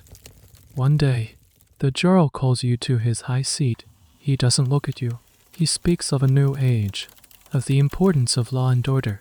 He speaks of his recent conversion to the new faith. Then, he tells you that your specific services are no longer required. He will still grant you a farmstead for your loyal service, but you are to hang up the burskin. You are to be a warrior no more. You are being forcibly retired, disarmed not of your ex, but of your rage, the beast within you. The source of your identity for your entire adult life has been outlawed. You walk out of the Jarl's hall, no longer one of his chosen men. You are just a man, with a family, a small plot of land, and a dark, powerful, and now illegal secret simmering in your soul. You have survived countless battles, but you are now faced with a new kind of war against obsolescence. You must find a way to live a normal life in a world that no longer has a place for the monster you have become. You are a farmer now. You have a plot of land, A small longhouse, a far cry from the JRLS Great Hall and the freedom you haven't had since you were a boy. But freedom feels like a cage. You wake with the sun, not to the summons of a war horn, but to the lowing of a cow. You pick up a scythe, not an axe. Your hands, scarred from battle, are now calloused from a different kind of labor. You are living the life you once hoped for your son, and it is a living howl. The rage is still there. The beast has been retired, but it has not died. It paces the confines of your mind, restless and angry. A broken tool, a stubborn goat, a disagreement with a neighbor over a wandering sheep. These trivial frustrations can cause the old fire to flare in your chest. You have to physically clench your fists, bite your tongue, and walk away, your heart pounding with a useless, illegal fury. You are a weapon without a war, and the strain of keeping your own edge sheathed is beginning to break you. Your neighbors are wary. They know who you are, what you were. They are polite, but distant. They remember the stories. They see the way you carry yourself, the coiled tension in your shoulders. They see the darkness that sometimes flickers in your eyes. They are waiting for you to snap. Their fear, which was once a source of your power and status, is now just a source of shame. It marks you as different, as dangerous, as someone who doesn't belong. This is your battle now, not against an enemy shield wall, but against your own memories and instincts. You are haunted. That night, you have nightmares. You are back in the frenzy, the axe in your hand, the screams in your ears. You wake up in a cold sweat, your wife's calming hand on your shoulder, pulling you back from a past that feels more real than your present. You see ghosts in the daylight, the faces of men you killed, their eyes wide with surprise and terror. What you are experiencing is something your culture has no name for.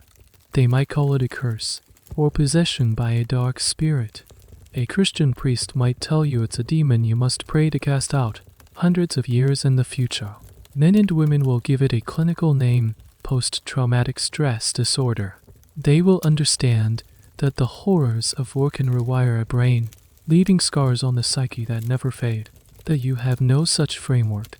You are simply a man haunted by his own deeds, living in a world that celebrated those deeds and then condemned you for them. The historical evidence for this kind of post-combat trauma in the Viking Age is, by its nature, indirect and speculative. We can't see coanalyzed skeletons, but the sagas are filled with characters who seem to fit the profile. Think of Grettir the Strong, who after killing a troll-like creature in its burial mound, is cursed to be afraid of the dark for the rest of his life. He, the strongest of men, is crippled by a psychological wound. Or Egilskell, a grim Esesson, a famous poet and warrior, who was prone to fits of rage and deep, brooding depressions. The sagas portray these as character traits, but they read like classic symptoms of unresolved trauma. Historians debate whether Viking society had mechanisms to help warriors reintegrate. Perhaps the telling of sagas, the public recounting of heroic deeds, was a way of processing and validating the experience. Perhaps the tight-knit community of the herd provided a form of peer support. But what happens when that support system is taken away? What happens when your deeds are no longer celebrated, but outlawed? You become a danger to your own family. One afternoon, your son, now a young boy, accidentally breaks a small pot. The sound, sharp and sudden, triggers something in you. For a split second, you're not in your longhouse. You are on a battlefield. The sound is a sword striking a helmet, and the rage surges. You roar, an animal sound of pure fury, and your son freezes, his face a mask of terror. The look in his eyes is a physical blur. It shatters the red haze. You see what you have become, a monster that frightens its own child. The shame is a cold, heavy stone in your gut.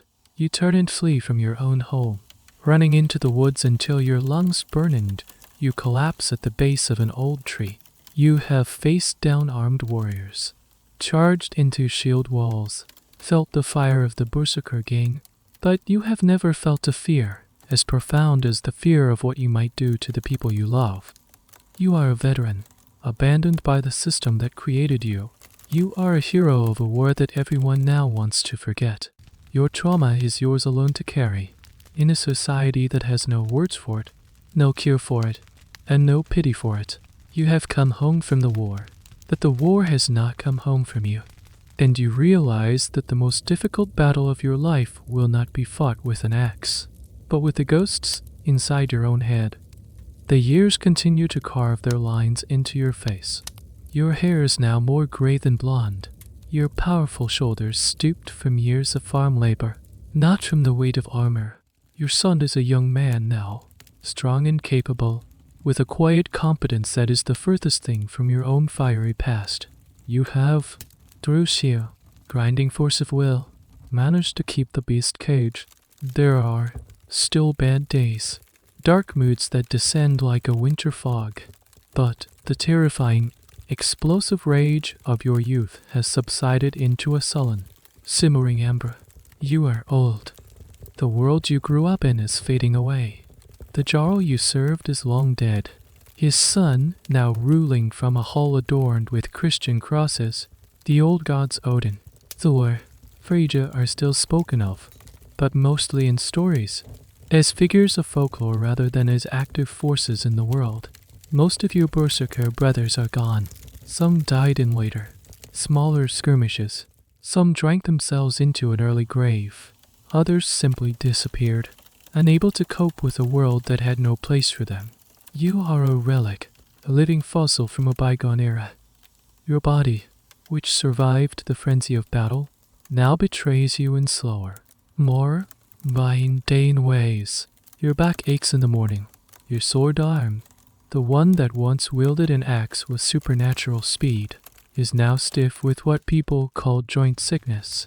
The wounds you took in your prime, the ones you shrugged off in the heat of the berserker gang, now ache with every change in the weather.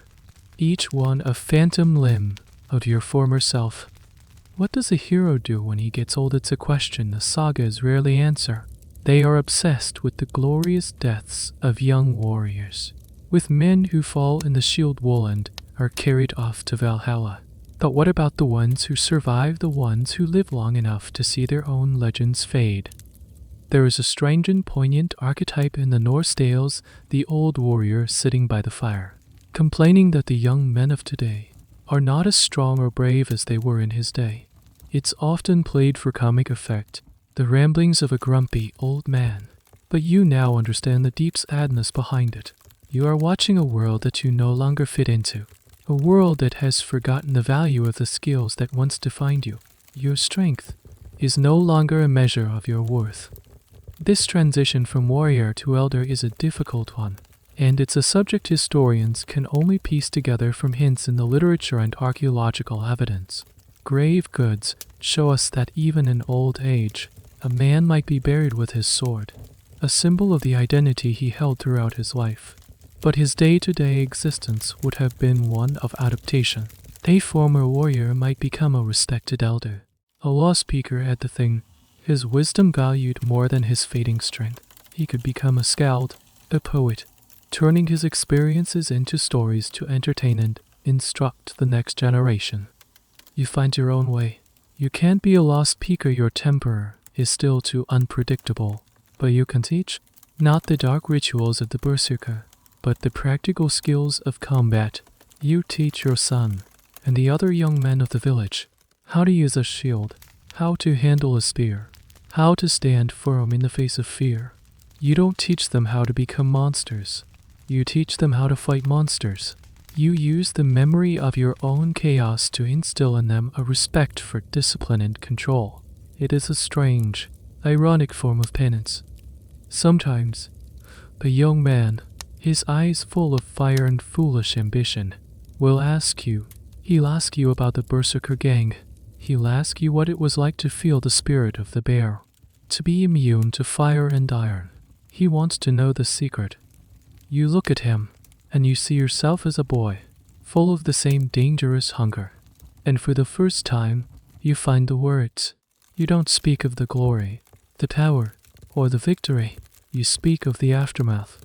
You speak of the shaking weakness, the hollow emptiness. You speak of the fear in your own child's eyes. You tell him that the price of becoming a god for a single moment is that you have to live as a ghost for the rest of your life. You tell him that true strength isn't in losing control, but in holding on to it when everything in you wants to let go. The young man is disappointed. This isn't the heroic tale he wanted to hear. He walks away, muttering that you are just a tired old man who has forgotten what it means to be a warrior. You watch him go, and for the first time in a long time, you feel a sense of peace. You have passed on the most important lesson of all. The hero's greatest battle is not on the field, but in the long, quiet years that come after. It's the battle to find a way to live with the man you've become. The final winter of your life arrives, not with a roar, but with a quiet, steady fall of snow. The world outside your small longhouse is muffled in white. The fjord is frozen over, and the dark pines of the forest are heavy with white shrouds. Inside, the fire crackles, a small bubble of warmth and life against the vast, cold silence. You spend most of your days now on a bench by the hearth, wrapped in furs, your breath misting in the air. The beast within you is finally still, sleeping a deepened final sleep. Your son now runs the farm, his own children, your grandchildren playing on the floor with small wooden toys. Just as he once did, they are boisterous and full of life, and their laughter is the new sound of your home. They look at you not with fear, but with a child's simple curiosity for the very old. To them, you are not the Jar-LS monster, the fearsome berserker. You are just grandfather, the one with the shaky hands and the far-off look in his eyes, the one who tells strange, rambling stories that don't always make sense. In these last days, your mind drifts back through the currents of your life.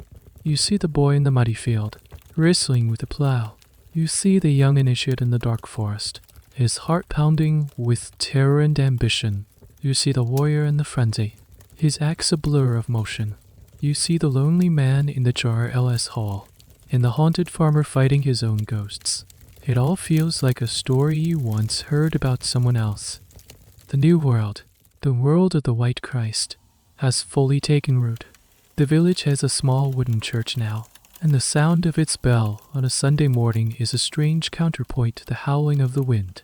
The priest, a young, earnest man, has visited you. He spoke of sin and redemption, of a forgiving God who could wash away the blood of the past. He told you that your pagan fury was the work of the devil, but that it was not too late to save your soul.